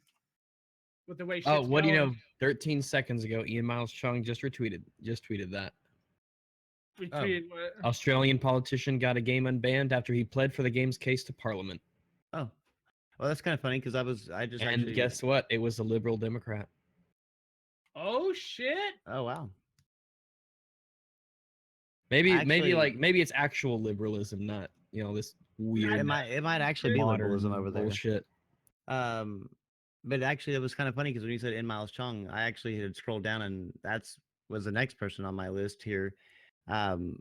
He actually tweeted out 19 hours ago, following JonTron's removal from Yooka-Laylee, the perpetually outraged want his tribute character removed from World of Warcraft. Yeah. I mean, that's the thing. You can't just disagree with people. That's what these people operate on, the idea that if they say something you don't like, they'll go after your money. They'll go after the things you love. They'll get you removed from video games. They will attack you in every way they possibly can. And that's just not right. That's messed up. Yep. Well, no, because I mean, when did it not like be okay to disagree? I don't remember, man. I don't remember when this shift of retardation happened. Like, I don't remember, dude. I don't remember this shit happening like overnight. Was it? Like we didn't just wake up into hell, did we? Like, it seems like that's what happened. But I mean, there's got to be at some point that something happened that we just didn't, we can't remember, whatever, that actually caused this. Because it's really weird. Like, it almost went from like overnight to where like you know, one day you were being able to disagree and actually have a conversation. The next day, everybody blocking people and trying to get people fired and everything for, saying you like pineapple on your pizza. It just, you fucking monsters. yeah, I mean, it's just so crazy to me. Yeah, it's fucking stupid. I don't quite get it. It's like the world just went to shit in less than 24 hours. And every stupid person that came out of the woodworks was like, I have a political opinion now. And guess what? Not only do I have an opinion, but it's such a good idea that I'm going to make Parliament in that next week. So, hey. Yeah. Just doesn't make any sense to me, but whatever. And apparently GameStop came out. The GameStop CEO came out and was like talking highly of Project Scorpio. That's because their shit is dying. That's why. Of course it Yeah. was. Please buy it at GameStop, please, everybody. Please, so much. Well, that's the. I mean, love us again, please. Love us. Everybody's like, all the Xbox guys are like tweeting out, talking about it. They just confirmed it's a beast, and like I guess somebody was like they were actually trying to have a conversation with, I think it was Tim or whatever, and it didn't seem like it was the guy was being disrespectful or trolling. He was basically saying that he wanted more exclusives from him, like more first party games or whatever, and them to actually be, give him a reason to actually buy the console. Yeah. And rightfully so. His response, like he quote tweeted him or whatever and said, yeah, you just seem like you're just fanboying over here, and it seems like you're really scared of 4K. And I'm like going, why is that your like what? Why would anybody be scared of a fucking console? Like, do they really think that this, like, all of a sudden, like we're talking like there's like what, like a 45 million console difference, I think, probably, that all of a sudden the Scorpio is going to come out, and by this time next year we're going to be talking about Xbox and PlayStation being neck and neck. I don't. It just seems kind of. That's my reaction to Scorpio news. Sorry. To me, I told everybody's asked me if I'm going to buy it. And I was like, if they give me a reason to. Like, That it doesn't have exclusive games. My dude, if you only have one reason, you'll buy 6. Well, no. When it comes to that, I won't buy like multiple of an Xbox console because my kids just don't play it. So there's really no point in, because back then when they all had one, they all wanted one. But then once they started like seeing, I guess I guess my son always had like a PlayStation and an Xbox. And so my girls and everybody, once they started seeing like what the games he was playing, and they weren't on their it wasn't on their console. They started asking more and more for that, and they quit playing the Xbox. They used the Xbox for a Netflix, so that's the reason why those kind of just all went away. But yeah, I wouldn't buy any more than just one. That would be for me. But they've got to show me a reason why to buy it. I mean, I don't give a shit if you tell me if it has 6 teraflops of power. I'm like, Bro, it's got 10 teraflops of power. It's running 2 server chips simultaneously. It's gonna do 4K in its sleep. Saying. And I'd be like, okay, Okay. what's it gonna do So? 4K on? I mean, like, what? Yeah, it's like, will it be stuttery ass bullshit 30 FPS, and will it be changing the resolution as it goes to keep it at 30? And what will the in-game actual settings be? Because they won't be ultra. And will they actually be a game? Yeah, it will. Yeah, will there actually be a game? Will it not get canceled? I mean, with Scorpio, there's the compelling list of reasons as to why you would actually buy it instead of the competition, even right now, is pretty slim. When I can go here, let me go right now to Amazon and go to 1080. Let's see. The first one I can get for $472. Here's one for $463. Here's one for $440. Original GeForce GTX 1080 Founders Edition. That's $440. If you want to bump it down a bit and get a 1070, an 8 gigabyte 1070, it was $345, $350. But I mean, when you talk about that, and that's what the pricing is now for a 1080, you can get it under 500 now, right now, today. So, I mean, what if you? I mean, you look 5, 6, 7 months down the road. What's it going to cost? People were saying that, like, if they're taking Microsoft at their face value of what they've said, and they seem to think, they seem to think that this thing's going to be able to do 4K 60 Ultra, and I'm like, a 1080 Ti. That's not, no. A 1080 Ti can't do that by itself. It can definitely get I mean, it can do it to most games, but not every single one. And so you're actually thinking that a console is going to have something more powerful in it than the most powerful GPU that we actually have out right now. I don't see that happening. Let me see.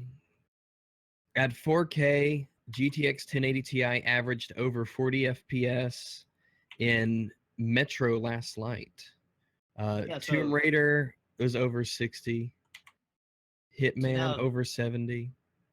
Now they think that that console is going to be able to do 4K 60 on Ultra.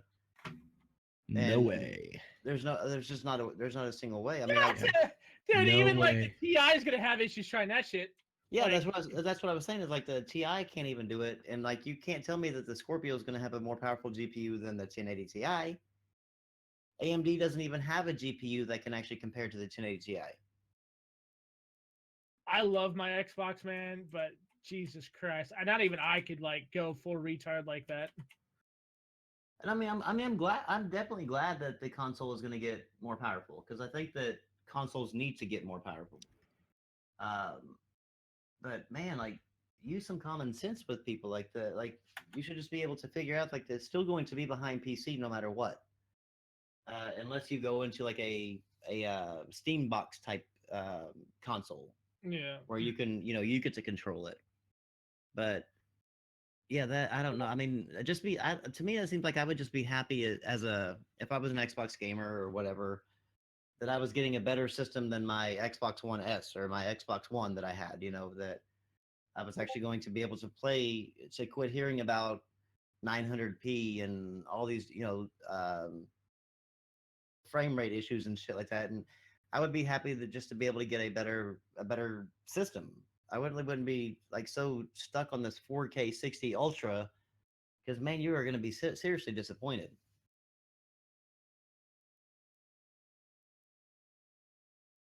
It'd be nice to be able to game at 4K 60 on Ultra, like at all times. Mm-hmm. It would be great. It would be great. Yeah, it'd be great. Like right now, I mean, CPUs, like, and this is another thing they don't even take into consideration. The sheer processing power that it takes to even stream at 1080p is ridiculous. Like your PC heats up like a fucking furnace sometimes. So like for them to be like, oh yeah, this is obviously gonna do 4K, 60 frames per second. Like I just want to know, what kind of drugs are you guys on? Like, Oh no, get this. Microsoft's even opening up the streaming ability from the Scorpio to allow 4K streaming. what? Yeah, so I'm thinking, and these people are excited. Like it's got to Is be this a beast. Xbox One? Is this Xbox One that's coming out? Is it gonna fucking die soon? Like that's the only thing I think of. I'm just thinking like you're talking about this. This thing has to be like well ventilated. Yo, it better not even have a case on it. It better have like an AC built in. It's just like an open bench. Like, I mean, come on, Shannon Scorpio, you gonna get one? Huh? Maybe. It's a possibility. Okay, I'll let you buy mine too. Well, if it's $700, no, but Well, yeah, I mean, I tend to believe it's going to be around the $400 mark, and I tend to believe it's going to be basically the Xbox One Pro, where they use the Jaguar CPU and just have a better RAM and better GPU than what the Pro has, the PS4 Pro has. Well, So actually, you're going to get probably not though, because I don't play consoles for graphics. I really don't. Right. Yeah. It's more of a social experience for me, and I know PC is as well, but the mentality on console is different. And sometimes I'm in the mood to, talk shit out of my little Call of Duty scrubs. So that's why I do it, kind of. It has nothing to do that console guys, when it comes to certain games, are fucking weak at. Nothing to do with that at all. Well, I will. Overwatch, if you play on Nothing at all. PC and you're average on the PC, you will be a god when you God play on on Xbox. consoles. Yes. yeah. I'm actually thinking about playing it because I'm pretty good at Overwatch. Practice on PC, transition to console. Yeah, I'm actually pretty good with Overwatch on PC, so I'm thinking I'm gonna start playing Overwatch on my PS4, so that way I can be the top of the. That's what I've been doing. I just placed in competitive last night, almost got gold. Shit. Yeah. Well, everybody on the console plays it like Call of Duty. Exactly. Oh, it is terrible, dude. Like Battlefield 1, we were raping something fierce. It was ridiculous. There were like 4 or 5 games where they didn't even get 300 tickets. That's how bad it was. Damn. Yeah, it was bad. It was really bad, but it was fun. I like feeling like I'm good at a game. Every now and then, you know what I mean? Yeah, I don't blame you. That's the reason why I think I'm gonna start playing Overwatch now, so that way I can actually feel like I'm owning this multiplayer game. Fuck that. Well, the reason I'm trying to play is because I'm Patreon video will be next. The next video I do will finally be the Patreon video because I got everything Awesome, sorted man. up. So Good. that'll be up, and then I'm gonna do That's good to to hear, start man. things off with a bang by doing an Overwatch video. So that'll be fun. So I'm trying to really play a lot more Overwatch and really sink time into it. That way you have a good Yeah, base I need to to be see able how to many talk about hours it. I have now. Between PC and I don't console, think- I have so many hours in that game. Same with I've Battlefield. lost track. Yeah. I've But lost. see, like the reason why I got the PS4 Pro had nothing to do with the fact that like Got 60.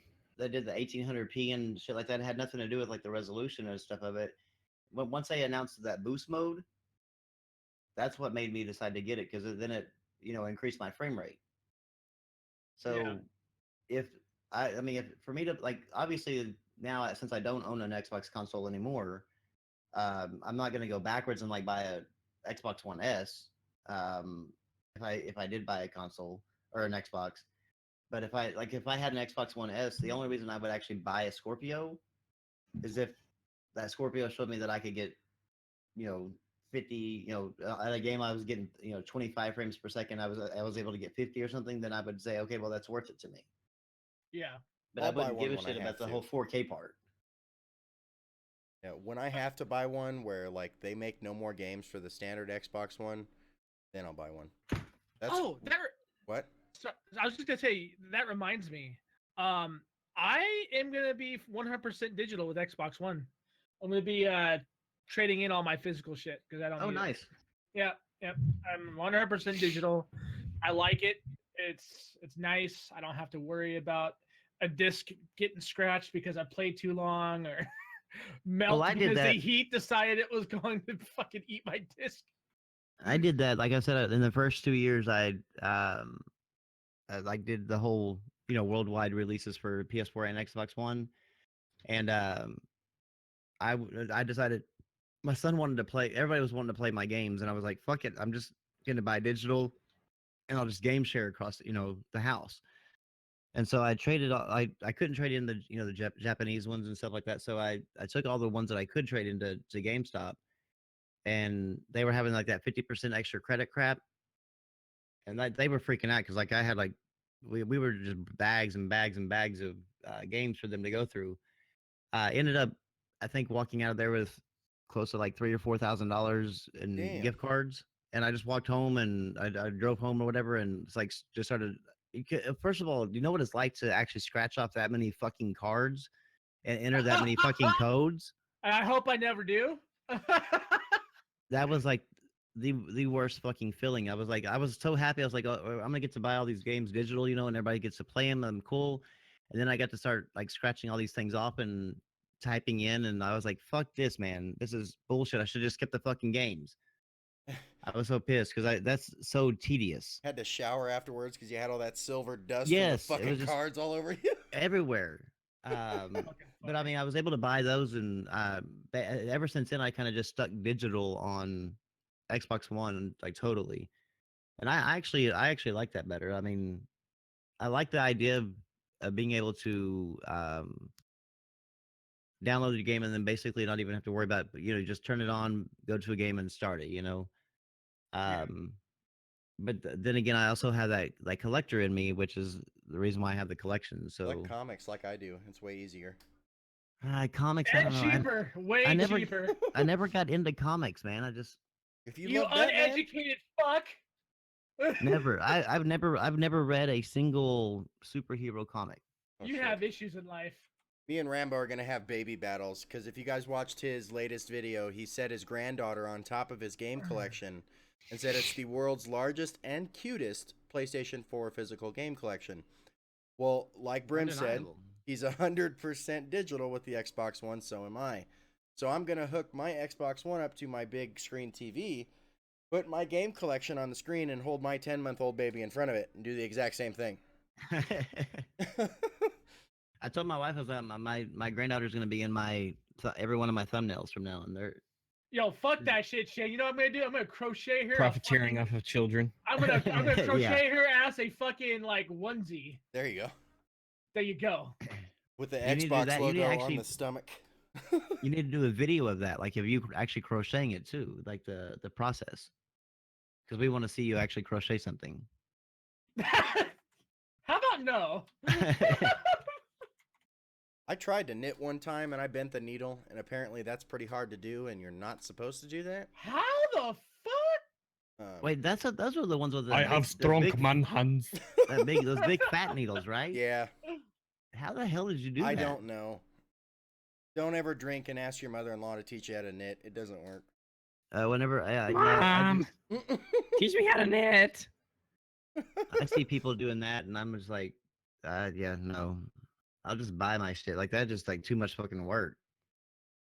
Well, it was snowing and I it's- really wanted a hat. Dude, like you knitted though. Like what'd you do? Did you forcefully play scissors with yourself or what? Like I don't really remember a lot of it. I just remember throwing the needle around laughing afterwards. I was pretty drunk. I was like 22. Did you have like a metal plate in your leg or something? Like you stabbed the metal plate or something? I'm trying to figure out like how do you go about bending one of those things? Like I said, I don't know. I just remember playing with the needle after I was done. And it was snowing and I wanted a hat. that makes You could- sense. You couldn't have just bought one. I was drunk. I couldn't go anywhere. There was yarn and those fat needles. Damn. Wow. I drink responsibly. I don't drive. You just don't knit responsibly. No, fuck no, I don't. That's what I Fuck, he's dangerous evidently. Like this dude's gonna kill somebody with some fucking knitting needles next. I don't even know how the fuck you go about bending that shit in the first place. You're just like, look, I bent everything. And somehow I tied myself into a railroad track with knots with yarn. Like, You have to bend it like Beckham. Bend it You like an have to- iPhone 6, right? Oh god, I remember that though. That was It's great. Oh, Rambo, you have an iPhone, right? no. I actually have an Android now. Is there an iPhone in your house? welcome to the master Yes, race. yes, there Ask- is an iPhone. Or say 108 to Siri. Oh, I have to go wake my kids up. Why? Because it calls emergency services for Why would you. you tell him? You're supposed to let him figure that Oh out. god, no, that would be bad because His kids have probably Dude. already done it. It's all over the internet. Oh man, you should have just let him do it. That would have been funny. They're like, hey, No, yeah, that- just call this number. Don't worry, it's not 911 or anything. It's so the if you Indian say ver- 108 to it, it actually Yeah. calls the emergency services. Yeah, it says calling emergency services in 5 seconds and it counts down. Wow. It's like, Why is there such a delay on it? I could have been dead by then. yeah, it's like, it's the Indian version of 911, I guess. So they'll probably fix it with an update, but I hope so because that's. Are you I mean, implying you that could- Indians are broken? they need a hot fix. Have you installed the new software? You are still running Pakistani 10. Pakistani 10. The new iOS OS, right? Like the new OS for Apple. Oh my god. Press hey, Mountain Dew. Shayna, did you ever play the Super Mario Run? Yes, I did, and I uninstalled it just like you did. It sucked, didn't it? Yeah, that whole, like, it jumps for It's you. not game of kills the it. year, No. but it's not game of the year. Not even Why is close, it not game of man. the year? It sounds like it should It be game of the shouldn't year. jump for you. That is ridiculous. Wait, Wait, what? really? The game jumps for you. The only What do thing you that mean? you have, like whenever it's a running game. So basically, it's a side scroller where Mario is just running, and that you typically knew that it was going to run for you.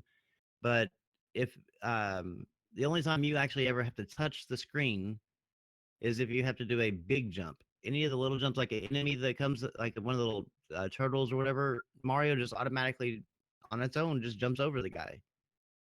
If there's like like in the Mario, the Super Mario Brothers, like the 'cause sometimes they have like little where blocks are missing or whatever, and he has to jump over the cliff, that little cliff. If Yeah. it's a small hole, he'll just jump over it, no matter, no big deal. Like Yeah. you don't even have to do anything. Shit, why play? Yeah, That's exactly I, it. Yeah. I was playing. I was like, "Well, what the hell's the point in this?" Like, I had if I didn't actually go after like the pink coins that were in there, I think I probably would have had to touch the screen like maybe 2 times. That's all I did because I just tried to run through it quick. I think I actually jumped once. And I was like, Yeah, that's it, I'm done. it was like a point. It's pointless. Like you have some. I mean, to me, I was actually looking forward to it because I was thinking that might actually be a pretty cool. With Mario, it might be a pretty cool little running game. That I could play. Pass some time with. I couldn't even see myself playing a. Well, I mean, after a level, I was done. I was like, no, can't do it. Which sucks though, because I've really been looking for a good mobile game, like to kill time Yeah, in me a too. waiting room or something. Peggle. Peggle's you on say? mobile? Peggle. I didn't know Peggle's Peggle was not on good. mobile. It started mobile, didn't it? Yeah, I- absolutely. I It's don't know. mobile. It's one of the best mobile games you can get is Peggle. The only time I've ever seen Peggle was on the consoles. But I mean, I to be fair, I mean, I don't really.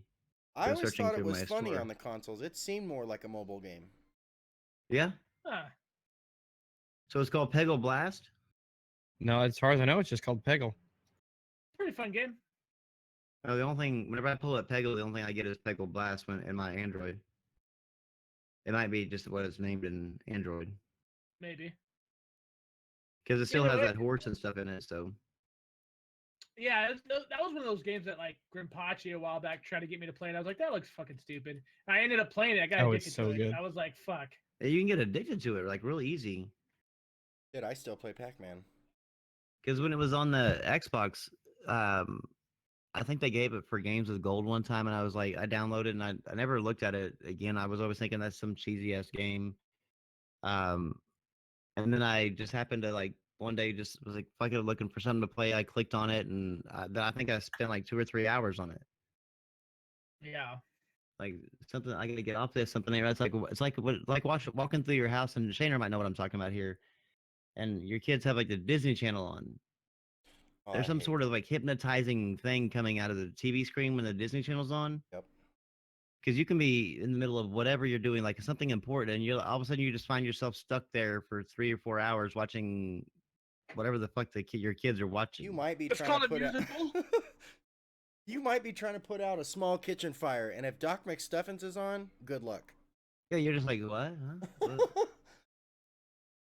Like, hey, the house is burning up. Yeah, I'll be right there.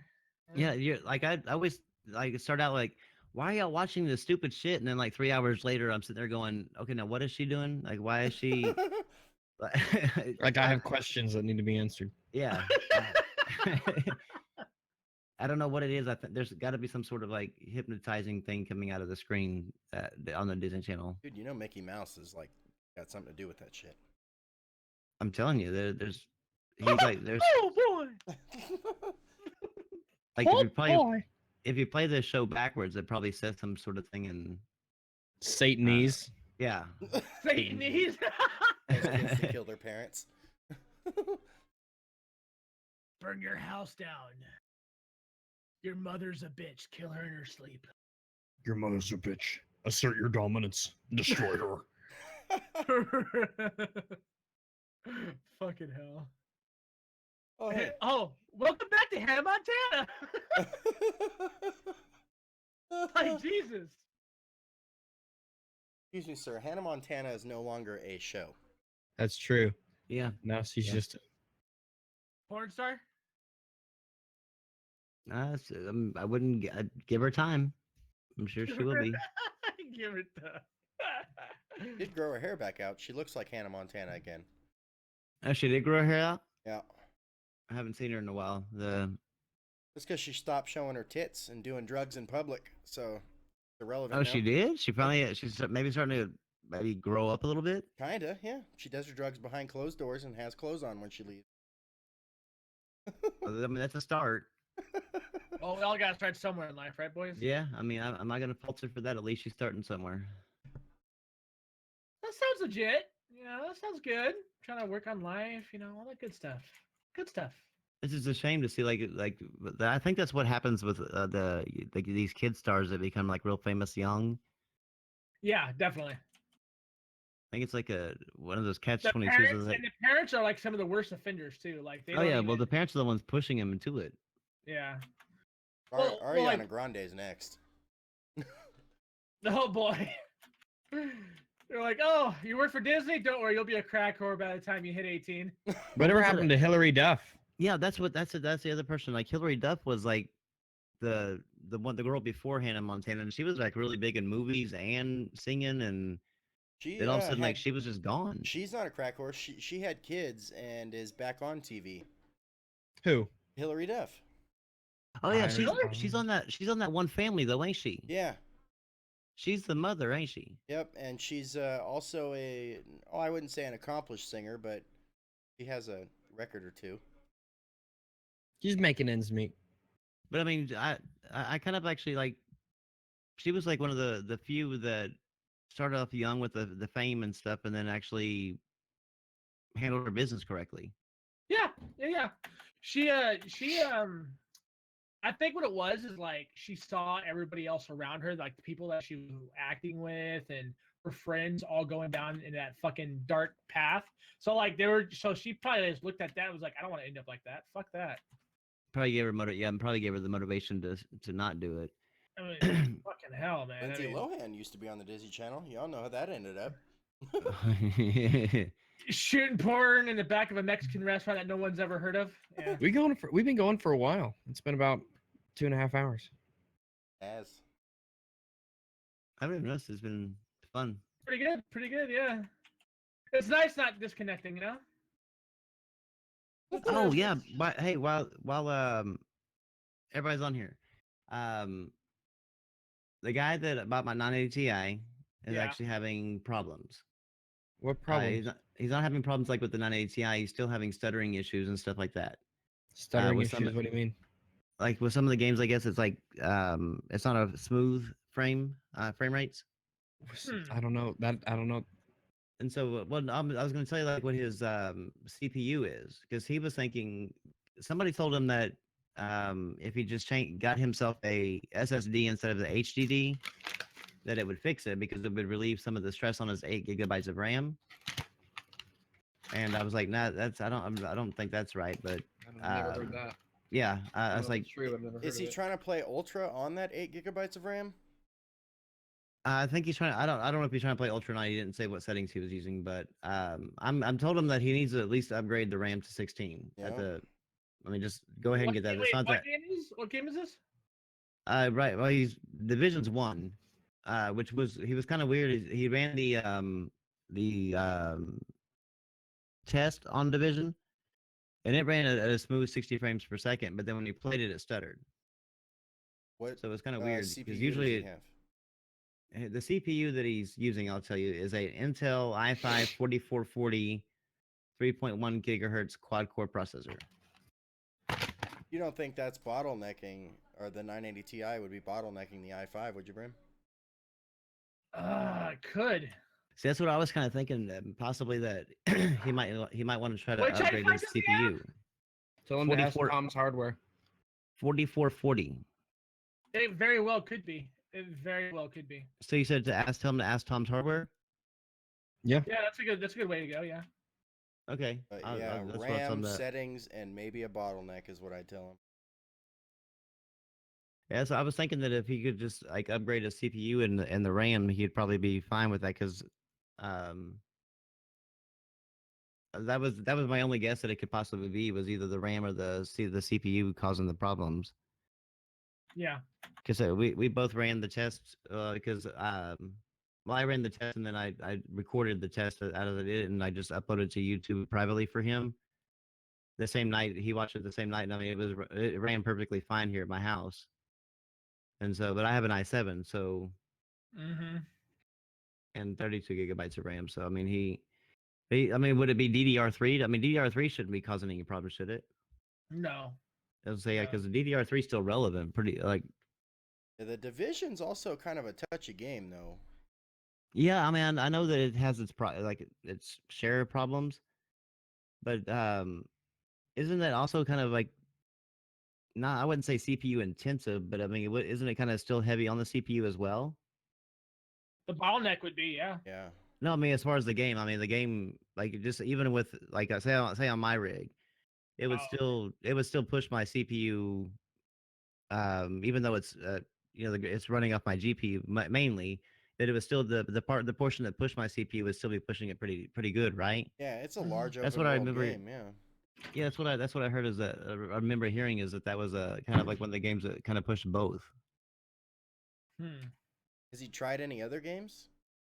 He has, and I can't remember the names of the games or whatever, but he was saying that he was just getting the same problems like the stuttering in these games. So that's the reason why he said that everything looks nicer. But he said that whenever he's playing that the frame rates aren't staying consistent, like he keeps dropping frames or whatever. And I'm thinking that it has to be some sort of CPU problem or the RAM, because I know with RAM, whenever I was playing a game, of course, I mean I had a few other things running at the same time, Yeah.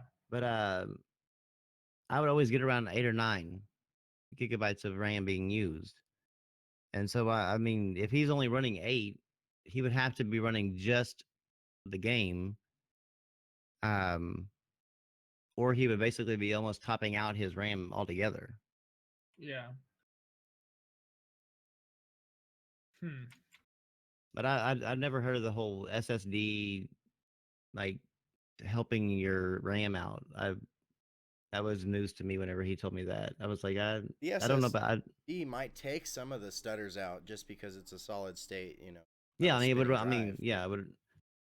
But no, I mean, they were the guy told him that instead of like upgrading his RAM, just to upgrade his hard drive to an SSD, and then that would take some of the load off of his RAM. And I'm like, I don't know if that's how that works, but Regardless, he should upgrade his RAM, not just for the Division, for many other things anyway. So Yeah, that's what he has right now. RAM and a SSD, pretty I guess relatively cheap for both of them for in a shopping cart. And he's waiting for us to talk about it tonight to see what his what his suggestions should be. Um, he's gonna listen back to it tomorrow and then go from there. And but I almost forgot that we to bring it up because I told him I would. I guess I brought it up I guess Wednesday, Mm-hmm. but that whole recording was all shot, so the part that we actually talked about it wasn't actually in the Okay, recording. fair enough. Yeah, And I would that say, I mean, I don't know. I just asked Tom's Hardware. I don't know too much about it. yeah, I would definitely look around and see if anybody else. Usually, if I come across like some like problems like that, I'll just go to like I'll just Google it, and usually I find my answers in like the first 5 pages. And it's funny enough, it is usually Tom's Hardware that the answers come up on. So, Yeah. Now, it's Tom's I Hardware. mean, I've never never actually gone to his website or whatever. But I mean, is it like His you just website. go to? Is it a website or is it a YouTube It's a channel? website. Okay, so you go there, and then is it like almost like where you can actually just submit a question and he'll just Yeah, reply? it's like a big. Well, it's not him. forum. It's a community. It's Yeah. forum. Oh, okay, okay. Well, fair enough. I've never been there to know what. That's actually pretty good. It's pretty cool that that's actually there. Then he could actually upload what he has, like as far or tell them what he has as far as like the system, and they could maybe work out what the problem actually is. yeah, Yeah, that's probably a pretty safe suggestion for him. pretty good deals. Pretty good deals. So, did you guys want to go ahead and end it then? Yeah, I think that's long enough. I think we've been going long enough. Okay, all right. So you said your next video is going to be the Patreon Shaner. Do you have anything coming up the pipes along with you, Rambo? Yeah, I'm in the middle of editing a shitpost video, and I have one that's almost ready talking about Blizzard and BattleNet. Huh. Okay, that's good. That's good. I'm gonna be working on a video or trying to get out a video, I guess. With my wife's off the next 2 days, so hopefully I can get one out this weekend. But I guess the save system in Near Automata, Mm-hmm. people have been complaining about it, and it seemed kind of pointless. So I'm gonna give my thoughts on it and kind of pose the question to the people. But that video should be coming soon. And that's about it right now. I mean, I'm also going to be live streaming here soon. My virtual reality playthrough of Resident Evil 7. I've never gone into the game regularly or anything, or even looked at any screenshots, or I've looked at screenshots, but not videos. So that way I can be fully unaware of what's going to happen. So that way my VR playthrough is pure authentic. Okay. Fair enough. But he'll be doing that on Twitch, the inferior service to Beam. Oh no, I'll yeah. be doing it on YouTube, like the best service ever. Yeah, totally. All right, that sounds good. I got my video. I'm gonna do a video for tomorrow. I'm gonna do it tonight because good old internet should be coming up tomorrow for my upgrade to mic, so I could be in the Giga Nigga Club. I can't wait. If you guys don't know, Giga Nigga is a funny ass meme. I decided to apply that to anybody who has gigabyte internet. So if you have gigabyte internet, you're a Giga Nigga, and you deserve a badge of honor. Okay, that's what I'll be tomorrow. So no more drops, no more bullshit of fucking my service giving up or my high encoding issues of frame drops and disconnections or any of that. I should be able to fucking stream flawlessly with a gigabyte internet. Because if I don't, well, I know a certain cable company that's going to be fucking harassed on end. Like, give me my fucking money back. I deserve my money back. But anyways, what's going to happen is like you're going to start dropping even more than after all this talk you've been doing. Turtle Squad. Oh yeah, and Gilly, to answer your question before we cut this out, I do plan on still doing that, man. I'm just gonna explain it in tomorrow's video because everybody's kind of wondering what the hell happened to Saturday's video, and I didn't even do that. So I'm gonna go ahead and explain that. Shayna, you want to take us out, or unless you want to go and yeah. have more kids? Make sure Yeah? that when you go through this recording, Brim, that you skip the parts with the blinking turtle and the part where the turtle licks you and kisses you. So, anyways, guys, I streamed this episode of Game Talk, so we hijacked Brimstone's channel because he likes to fuck snacks and put his pinky in his butthole. I enjoy Twinkies, sir. I enjoy Twinkies. They never go bad.